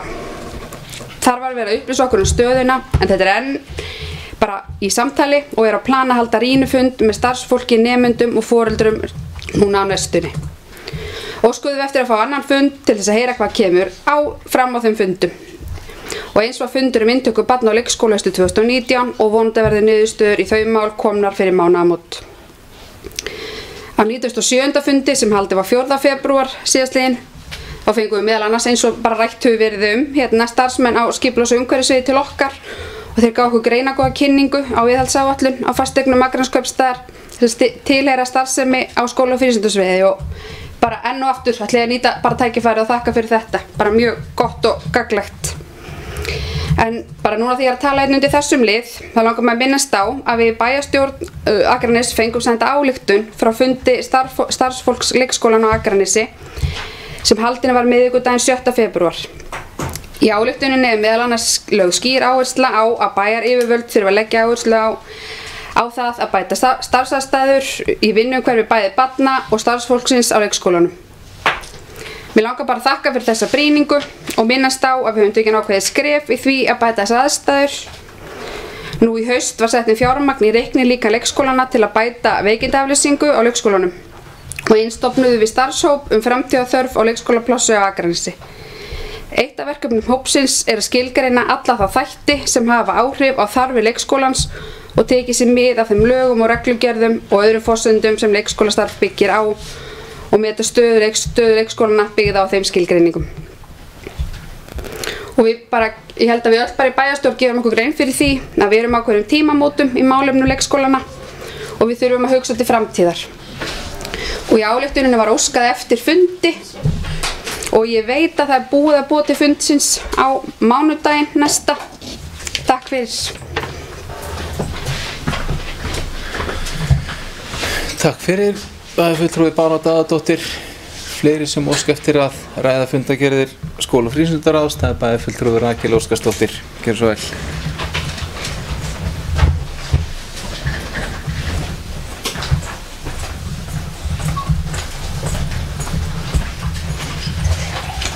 Forseti, ágætu bæjarfulltrúar, þakka Báru Daðadóttur formanni skóla- og frístundaráðs yfir stutta yfirferð hennar á þessum tveimur fundum. Mér langar aðeins að 97. fundur sem er liður 3. Erindi varðandi rekstur ljósabekkjar í íþróttamannvirkjum á Jaðarsbökkum. Mér minnir nú að við höfum rætt þetta á síðasta kjörtímabili í skóla- og frístundaráði en ég fann það svo sem ekki neinni fundagerð en ég þarf kannski að skoða það betur eða hvort þetta var bara í svona óformlegu tali skóla- og frístundaráðs við sundfélagi sem að rekur ljósabekkina og er töluvert tekjulind fyrir þá. En ég á sínu tíma ræddi það í skóla- og frístundaráði að mér fyndist þetta algjör tímaskekkja að hafa þessa ljósabekki þarna inni. Að heilsu samfélagið Akranes er að bjóða 18 ára og eldri að sóla sig í lömpunum þarna. Og þetta var svo sem tíðkaðist þegar það var önnur sólbaðsstofa hér og voru samkeppnis árekstrar þarna og nú er komin nýr aðili í bæinn sem að sendir hérna inn erindi og vona ég að við getum fundið einhverja leið með sundfélaginu í rauninni klára þetta mál. Við getum ekki verið að reka, eða við erum svo sem ekki að reka heldur að heimila svona heilsuspillandi þjónustu innan veggja íþróttamannvirkjanna okkar. Þannig að ég vona að verði fasta lending í þessu máli og þið fylgið þessu eftir. Formaður Bára Daðadóttir, tungubrjótur á þetta, nefndi hér áðan að vísaði í erindi sem kom hér inn í tölvupósti og búið að búa til fundar núna. Ég ætlaði svo sem ekkert að ræða þetta mál núna en það sem að formaður nefndi þetta hér að þá hélt ég bara að við værum með ákveðið ferli í gangi núna og þetta kæmi kannski svolítið í kjölfarið á því. Við erum með starfshóp í gangi sem að skoða þessir framtíðar þörf og meta hvar við eigum að byggja leikskóla og hvenær við ættum að hefja þá vinnu og þið finnist mér svona rökrétt í samhenginu að bíða eftir þeim niðurstöðum og taka boltan þá aftur í bæjarráði þar sem að bæjarráð vísa þessu aftur til skóla- og frístundaráðs með til dæmis varðandi inntöku barna í leikskóla. En ég svo sem búin að fá fundaboð á þennan fund sem á mánudaginn næsta og búin að lesa þessa ályktun og margt til í henni og þakka fyrir hana. En við vinnum svo sameiginlega úr þessu. Takk.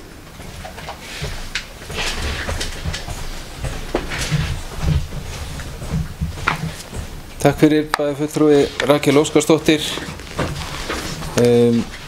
Forseti vill bara svona leyfa sér að upplýsa það á milli atriða að varðandi þriðja mál, ljósabekkir, athugasemdir við rekstur, að sviðstjóri og bæjarstjóri eru að vinna að þessu máli. Þeir hafa þegar hitt forsvarsmenn sundfélagsins á einum fundi til að fara yfir þetta mál og það fyrirhugaður annar fundur í byrjun mars þar sem að bara samtalið þetta mun vera tekið upp og haldið áfram. Þannig að þetta er allt komið í gang. Fleiri sem að óska eftir að taka til máls varðandi fundargerðir skóla- og frístundaráðs.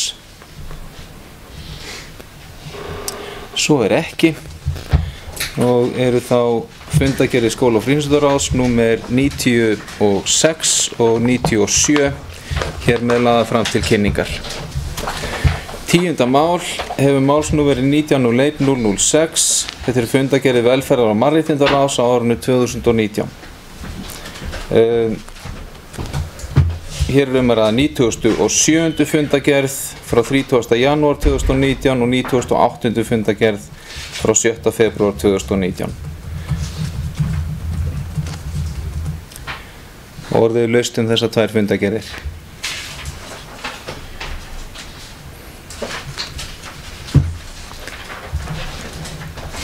Það enginn sem óskar eftir að taka til máls þær og eru þá hér með fundargerðir 97 og 98 frá velferðar- og mannréttindaráði lagðar fram til kynningar.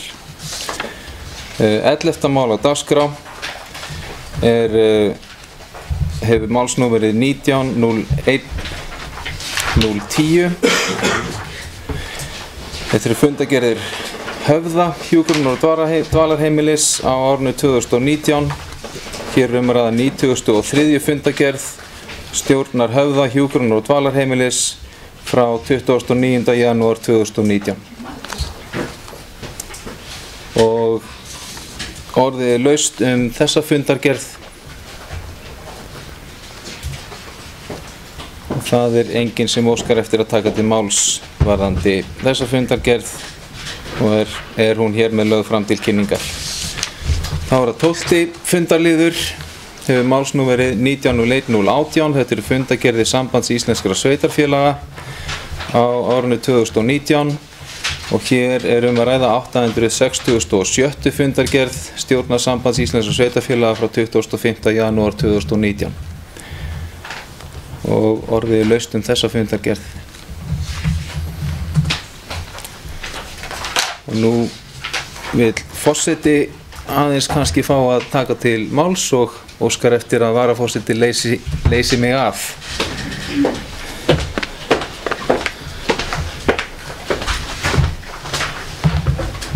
Já, bæjarfulltrúi Valgarður Lyngdal Jónsson, gjörðu svo vel.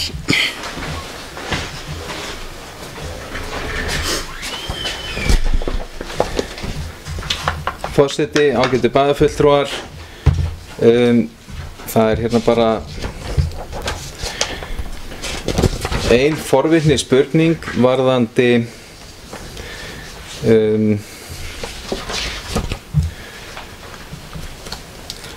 já, nú ég að fletta hérna fram og tilbaka. Ég hélt ég væri með númerið á hausnum en ég hef greinilega eitthvað skólað því til.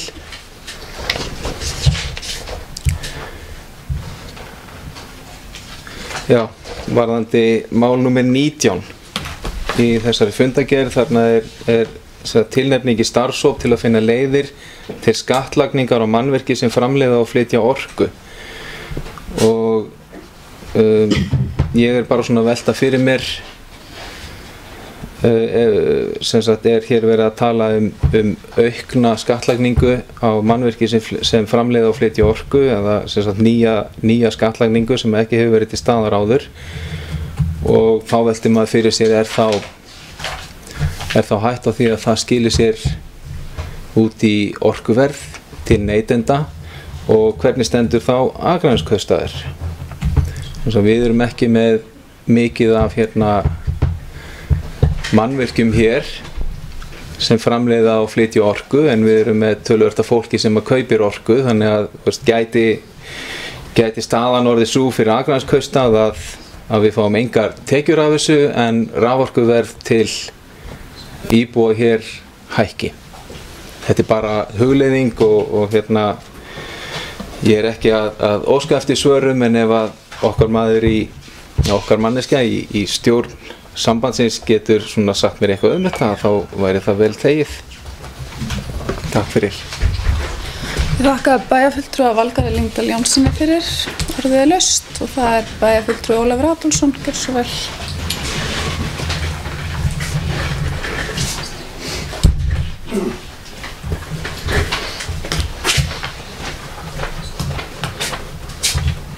Frú forseti, ágætu bæjarfulltrúar, ég reyndar ekki í stjórn sambandsins, en ég þekki reyndar aðeins til þessa máls að ég tel.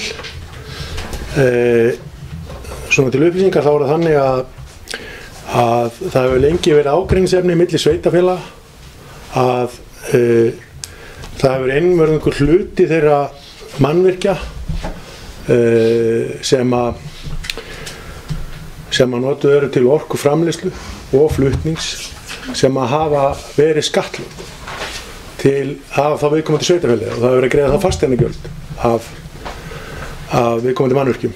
Og ég geri ráð fyrir að þetta snúi að þeim starfshópi sem ætla að finna lausn á því hvernig menn munu koma til með að skattleggja þá flutnings, sérstaklega þá kannski flutningslínur og annað, það sem búin til í rauninni helgun, en sveitarfélögin hafa ekki fengið neitt í sinn hlut. Og við þekkjum auðvitað þessu orkusveitarfélög sem að græða á tá og fingri, en nærliggjandi sveitarfélög hafa síðan þurft að bera allar línubyggingarnar og hafa ekkert fengið fyrir sín snúð, annað en það land sem hefur með eignanámi, þar hefur það viðkomandi landeigandi væntanlega fengið. Og ég held að þetta snúi að hópi sem átt að leysa úr þeim ágreiningi. Nú varðandi áhrif á orkuverð, þá var það þannig að allur aukinn tilkostnaður vegna framleiðslu og flutnings orku, hann kemur annarkvort fram í arðsemi fyrirtækisins eða gjaldskráin. Þannig að ég geri það fyrir að við gætum þurft að búa við hærra orkuverð eða mögulega að sætta okkur við lægri þjóðarsjóð. Þakka bæjarfulltrúa Ólafur Adolfssoni fyrir orðið laust. Þá það bæjarfulltrúi Ragnar B. Sæmundsson, gjörðu svo vel. Mér langar að minnast hérna aðeins á lið númer 14, gjaldtökuheimildi fyrir slökkvilið. Mér finnst þetta mjög spennandi. og áhugavert og bara kannski beinið til okkar fulltrúa þarna í nefndinni að hún upplýsi okkur þegar starfshópurinn hefur skilað af sér. Þetta er eitthvað sem held ég geti skipt okkur virkilega miklu máli. Þakka bæjarfulltrúa Ragnar B. Sæmundssoni fyrir, orðið er laust. Og enginn kveður sér hljóðs og því er fundargerð númer 867 í stjórn Sambands íslenskra sveitarfélaga frá 25. janúar 2019 lögð fram til kynningar. Og þá ætla ég að fela forseta embætti sitt að nýju, gjörðu svo vel.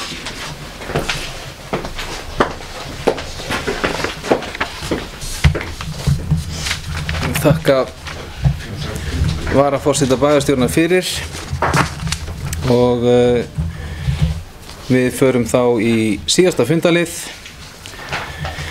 Hefur málsnúmerið 18.026, þetta er fundagerðir Orkuveitu Reykjavíkur á árinu 2018 og hér er lögð fram 269. fundagerð stjórnar Orkuveitu Reykjavíkur frá 19. desember 2018 og orðið er laust þessa fundagerð. Það er bæjarfulltrúi Ólafur Adolfsson, gjörðu svo vel.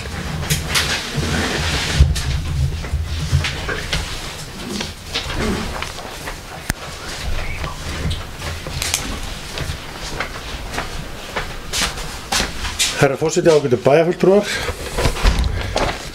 Mér langar til að ræða hér aðeins 14. liðin sem eru önnur mál. En á þessum fundi er borin upp fyrirspurn frá Geir Guðjónssoni sem er okkar fulltrúi í stjórn Orkuveitunar. Og fyrirspurnin hljómar svo með leyfi forseta. Þetta á við bæði fyrir og eftir tilvist Orku náttúrunnar. Hvað hafa margir viðskiptavinir hjá Orkuveitu samstæðunni fært sig set síðan það var hægt með nýjum raforkulögum. Greinið er á hve margir hafa fært sig til Orkuveitunar og frá henni. Heimili, fyrirtæki, ár og loks breyting í tekjum. Hver hefur ekstrakostnað við markaðsdeildina verið á sama tímabili? Greinið er í launakostnað, beinan auglýsingakostnað, aðkeypta þjónustu, húsnæðiskostnað og annað greinanlegt hjá samstæðunni. Ég er bara eiginlega að velta fyrir mér og vil kannski spyrja þeirrar spurningar í sambandi við þessa fyrirspurn sem ég sýnist vera í einhver leyti viðkvæmar ekstraupplýsingar dótturfélags í Orkuveitu samsteypunni. Það er ekki Orkuveitan sem slík heldur enn í dótturfélagi. Mér langar bara til að fá að vita hvort að þessi fyrirspurn sé runnin undan rifjum meirihlutan sér hjá Akraneskaupstað. Eða ég veit allavega ekki til þess að þetta hafi verið rætt ekki hér og ekki inn í bæjarráði. Það er spurning hvort það hefur þá verið kannski rætt á einhverjum meirihlutafundum. Og hvert er tilefni þessar spurningar? Og hvað á í rauninni að gera við þessar upplýsingar? Ég er dálítið forvitin það og það verið gaman að fá svör við því.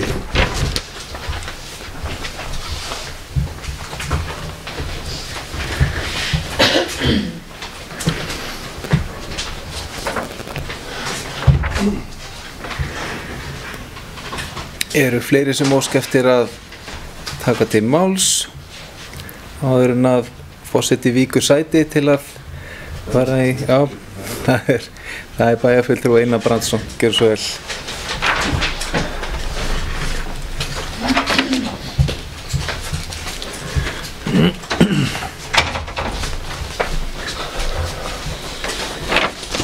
Já, forseti, ágætu bæjarfulltrúar og aðrir sem á okkur hlýða. Ég ætla svona aðeins að byrja því sem að komi svolítið skringilega fyrir sjónir að ef maður skoða fundagerðina þá er eins og báði fulltrúar okkar, bæði aðal og varma að sitja í fundin því það koma fyrirspurnir frá þeim báðum. Ég man nú ekki eftir að sé svona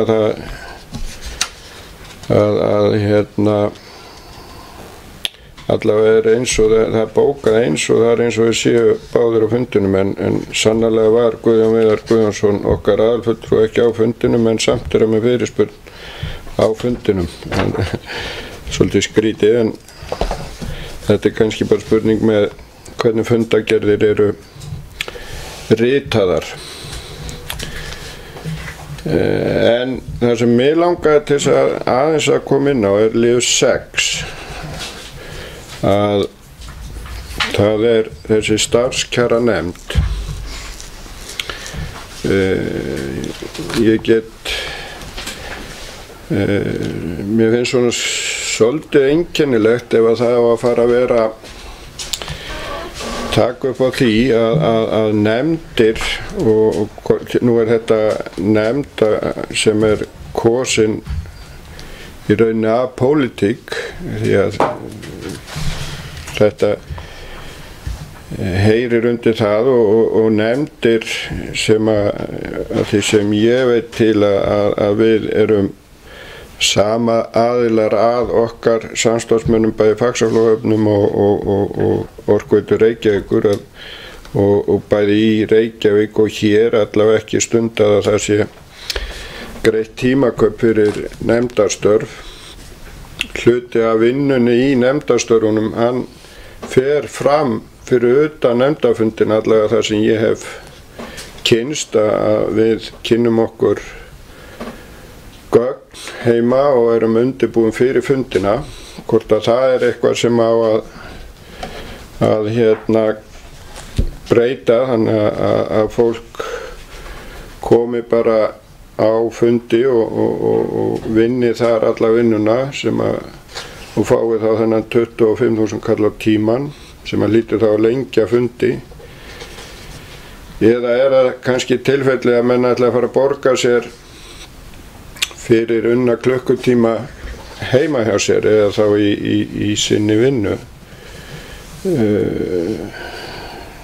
Minnst það svolítið einkennilegt og þetta í rauninni eitthvað sem við eigum að mínum að mótmæla hvort að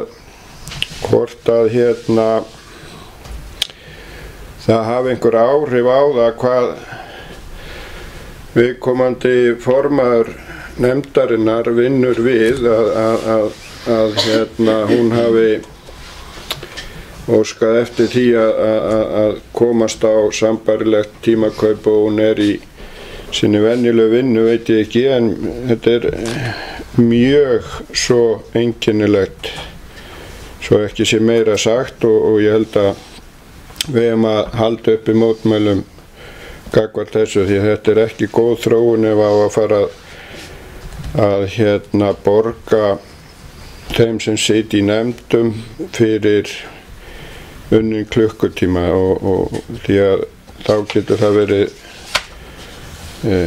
ég veit ekki hverju það endar þetta mjög þægilegt og gott að það bara borga fyrir hvert fund og við vinnum og komum undirbúin á fundin og þá kannski fundurinn ekki eins langur og þar fram eftir götunum. Nú, það sem að ég ætla kannski líka, fyrst ég nú komin hérna upp, að það það sem þessi starfskjaranefnd gerir en hún ákvarðar eða leggur til við stjórn breytingar á launum, þar á meðal forstjóra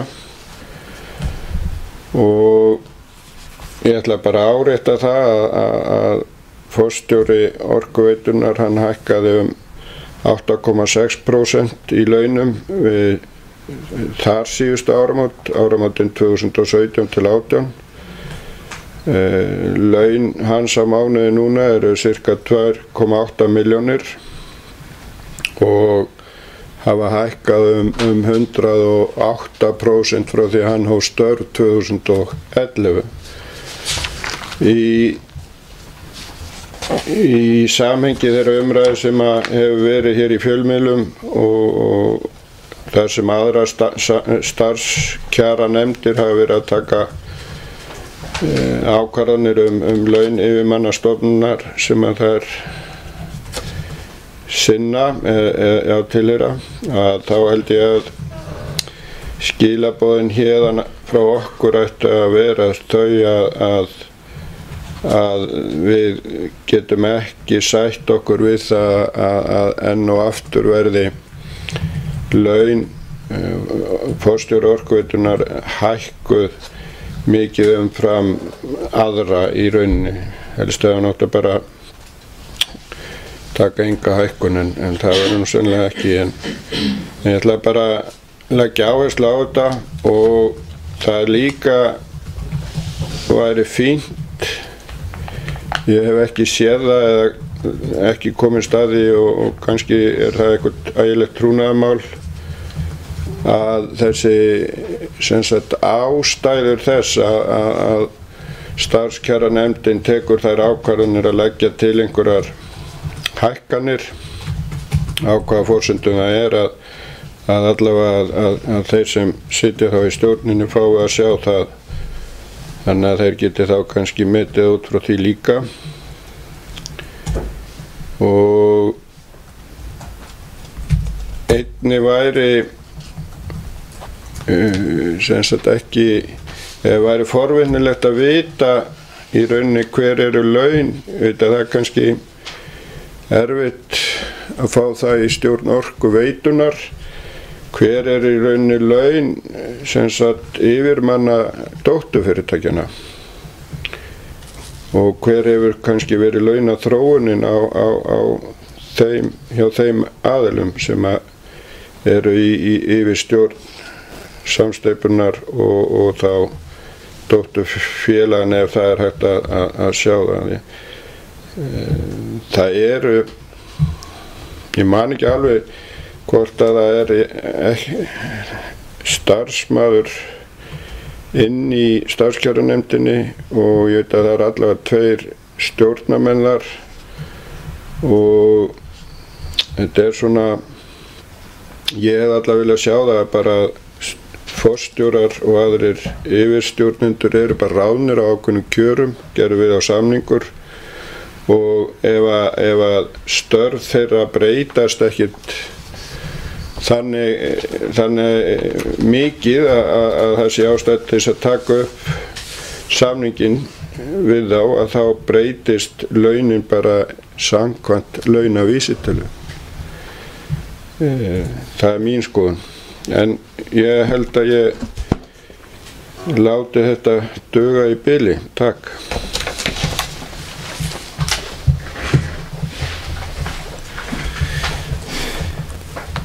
Takk fyrir bæjarfulltrúi Einar Brandsson og forseti óskar eftir því að varaforseti taki hér við störfum forseta.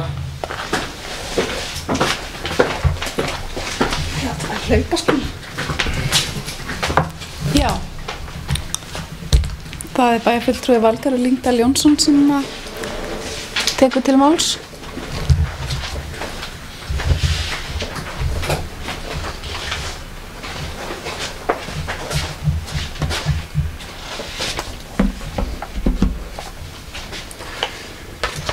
Forseti, ágætu bæjarfulltrúar.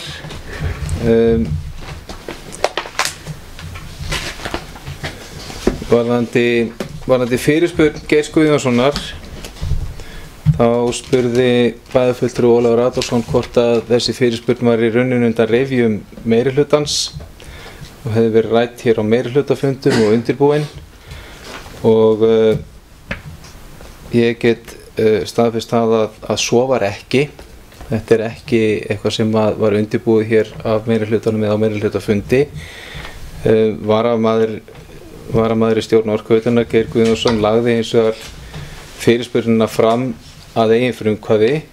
Hann bar hana undir mig og sé hér frumhlaup að ræða af hendi varamanns í stjórn Orkuveitunnar að þá er það frumhlaup mitt að hafa ekki gert athugasemd við það að þessi fyrirspurn er borin upp.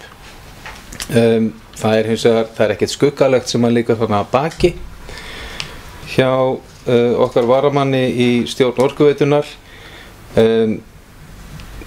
Hann einfaldlega að velta því fyrir sér hvort að samkeppni sé raunveruleg á raforkumarkaði og hvort að þess sjái staður í tölulegum upplýsingum. Samanber bara til dæmis fréttaflutning nýverið einmitt það hvort að raunveruleg samkeppni sé til staðar á raforkumarkaði. Og einnig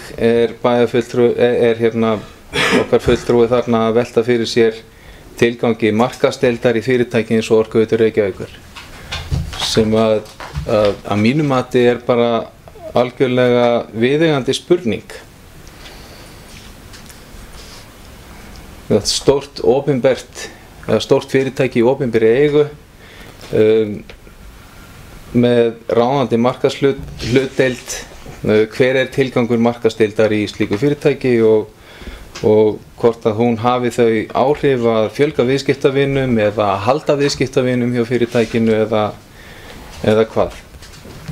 En ég bara býðst til þess að koma á fundi með fulltrúum okkar í stjórn Orkuveitunnar ef að bæjarfulltrúar hafa áhuga á því, vegna þess að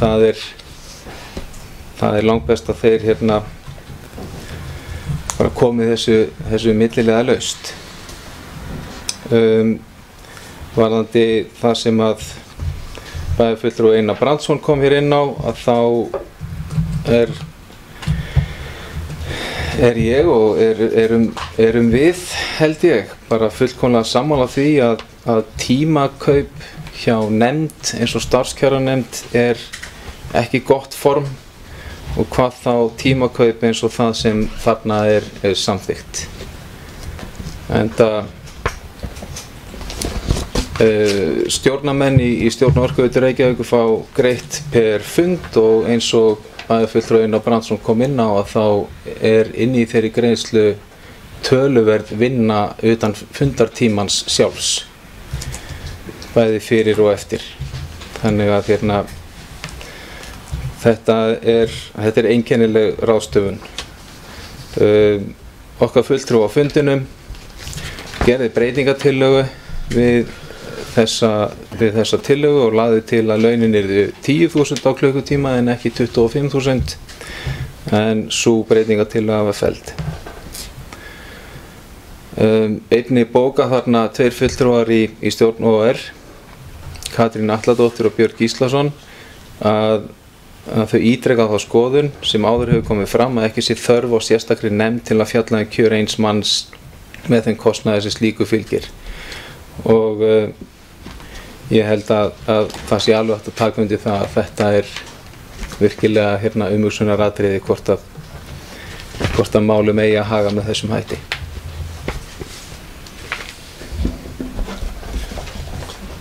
Takk fyrir. Ég þakka bæjarfulltrúa Valgarði Lyngdal Jónsssyni fyrir, og það er bæjarfulltrúi Ólafur Adolfsson sem tekur til máls. Gjörðu svo vel.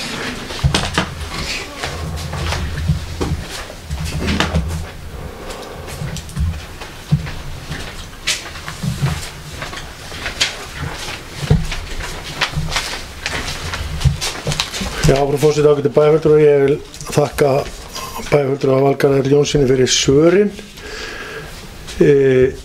Mér finnst samt standa aðeins eftir að svara hvert í rauninni tilefni spurningarinnar. Mér finnst það ekki að hafa komið fram. Og í því ljósi þá hvað ætla menn að gera með þessar upplýsingar. Ég minna það að Orka náttúrunnar starfar annars vegar á samkeppnismarkaði og hins vegar auðvitað með ákveðið einkaleyfi líka. En ég velti fyrir mér ef þetta eru samkeppnissjónarmið sem ráða hjá fulltrúa okkar í stjórn Orkuveitunnar, þá stendur kannski aðeins eftir af hverju spyr hann ekki gagnaveituna. En gagnaveitan er dótturfélag Orkuveitunnar sem er eingöngu meirvitanlega í samkeppnisrekstri. Og má þá kannski vænta þess að við eigum von á spurningum í framhaldinu gagnaveituna. Þakka bæjarfulltrúa Ólafi Adolfssyni fyrir. Orðið er laust.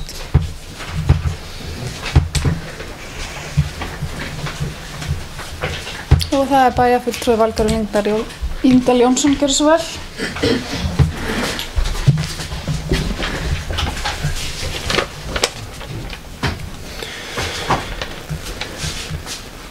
Forseti, ágætu bæjarfulltrúar. Ég hef ekki gleggri svör að bjóða en þau sem ég fór með hér áðan að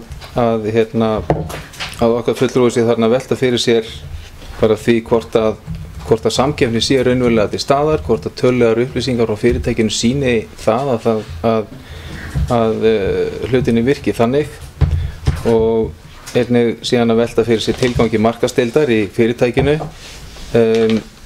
En ég bara skal koma spurningum bæjarfulltrúa Ólafs Adolfssonar áfram eða bara beint að þær fari bara beint á þennan fulltrúa og hann geti veitt okkur svör við þessum spurningum, hvað hann ætli sér að gera með svörum við spurningunum og þær tölulegu upplýsingar sem hann er að biðja og það væri bara mjög gott að við tökum síðan bara umræðu það hvernig skuli halda áfram með það mál hér bæjarfulltrúar áður en að eitthvað meira verður með þessa fyrirspurn. Og ég bara býð upp á það samtal. Við erum ekkert að makka neitt eða leynast, og viljum bara hafa allt upp á borðinu og í samtali á milli okkar allra. Takk. Ég þakka bæjarfulltrúa Valgerður Lyngdal Jónsson fyrir. Orðið er laust og það er bæjarfulltrúi Rakel Óskarsdóttir, gjörðu svo vel.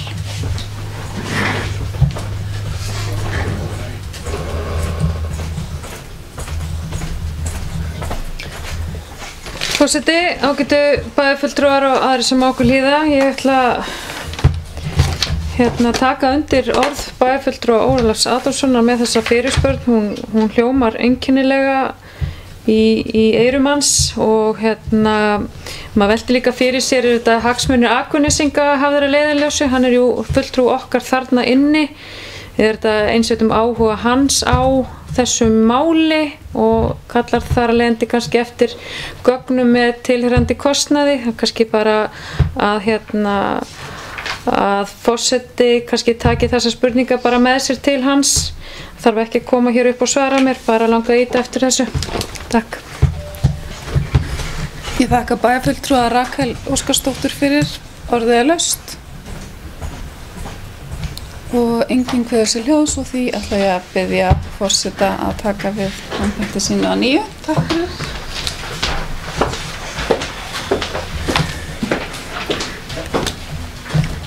Þakka varaforseta Gerði J. Jóhannsdóttur fyrir. Við erum í síðasta fundalið, fundagerðum Orkuveitu Reykjavíkur. Eru fleiri sem óska eftir að taka til máls? Svo er ekki og er hér með 269 fundagerð stjórnar Orkuveitu Reykjavíkur lögð fram til kynningar.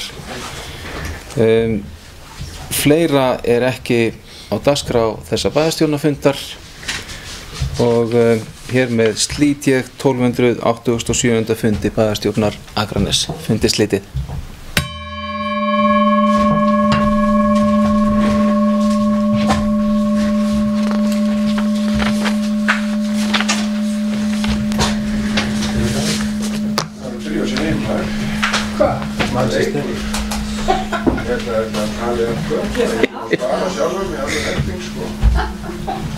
Það skannar mér núna.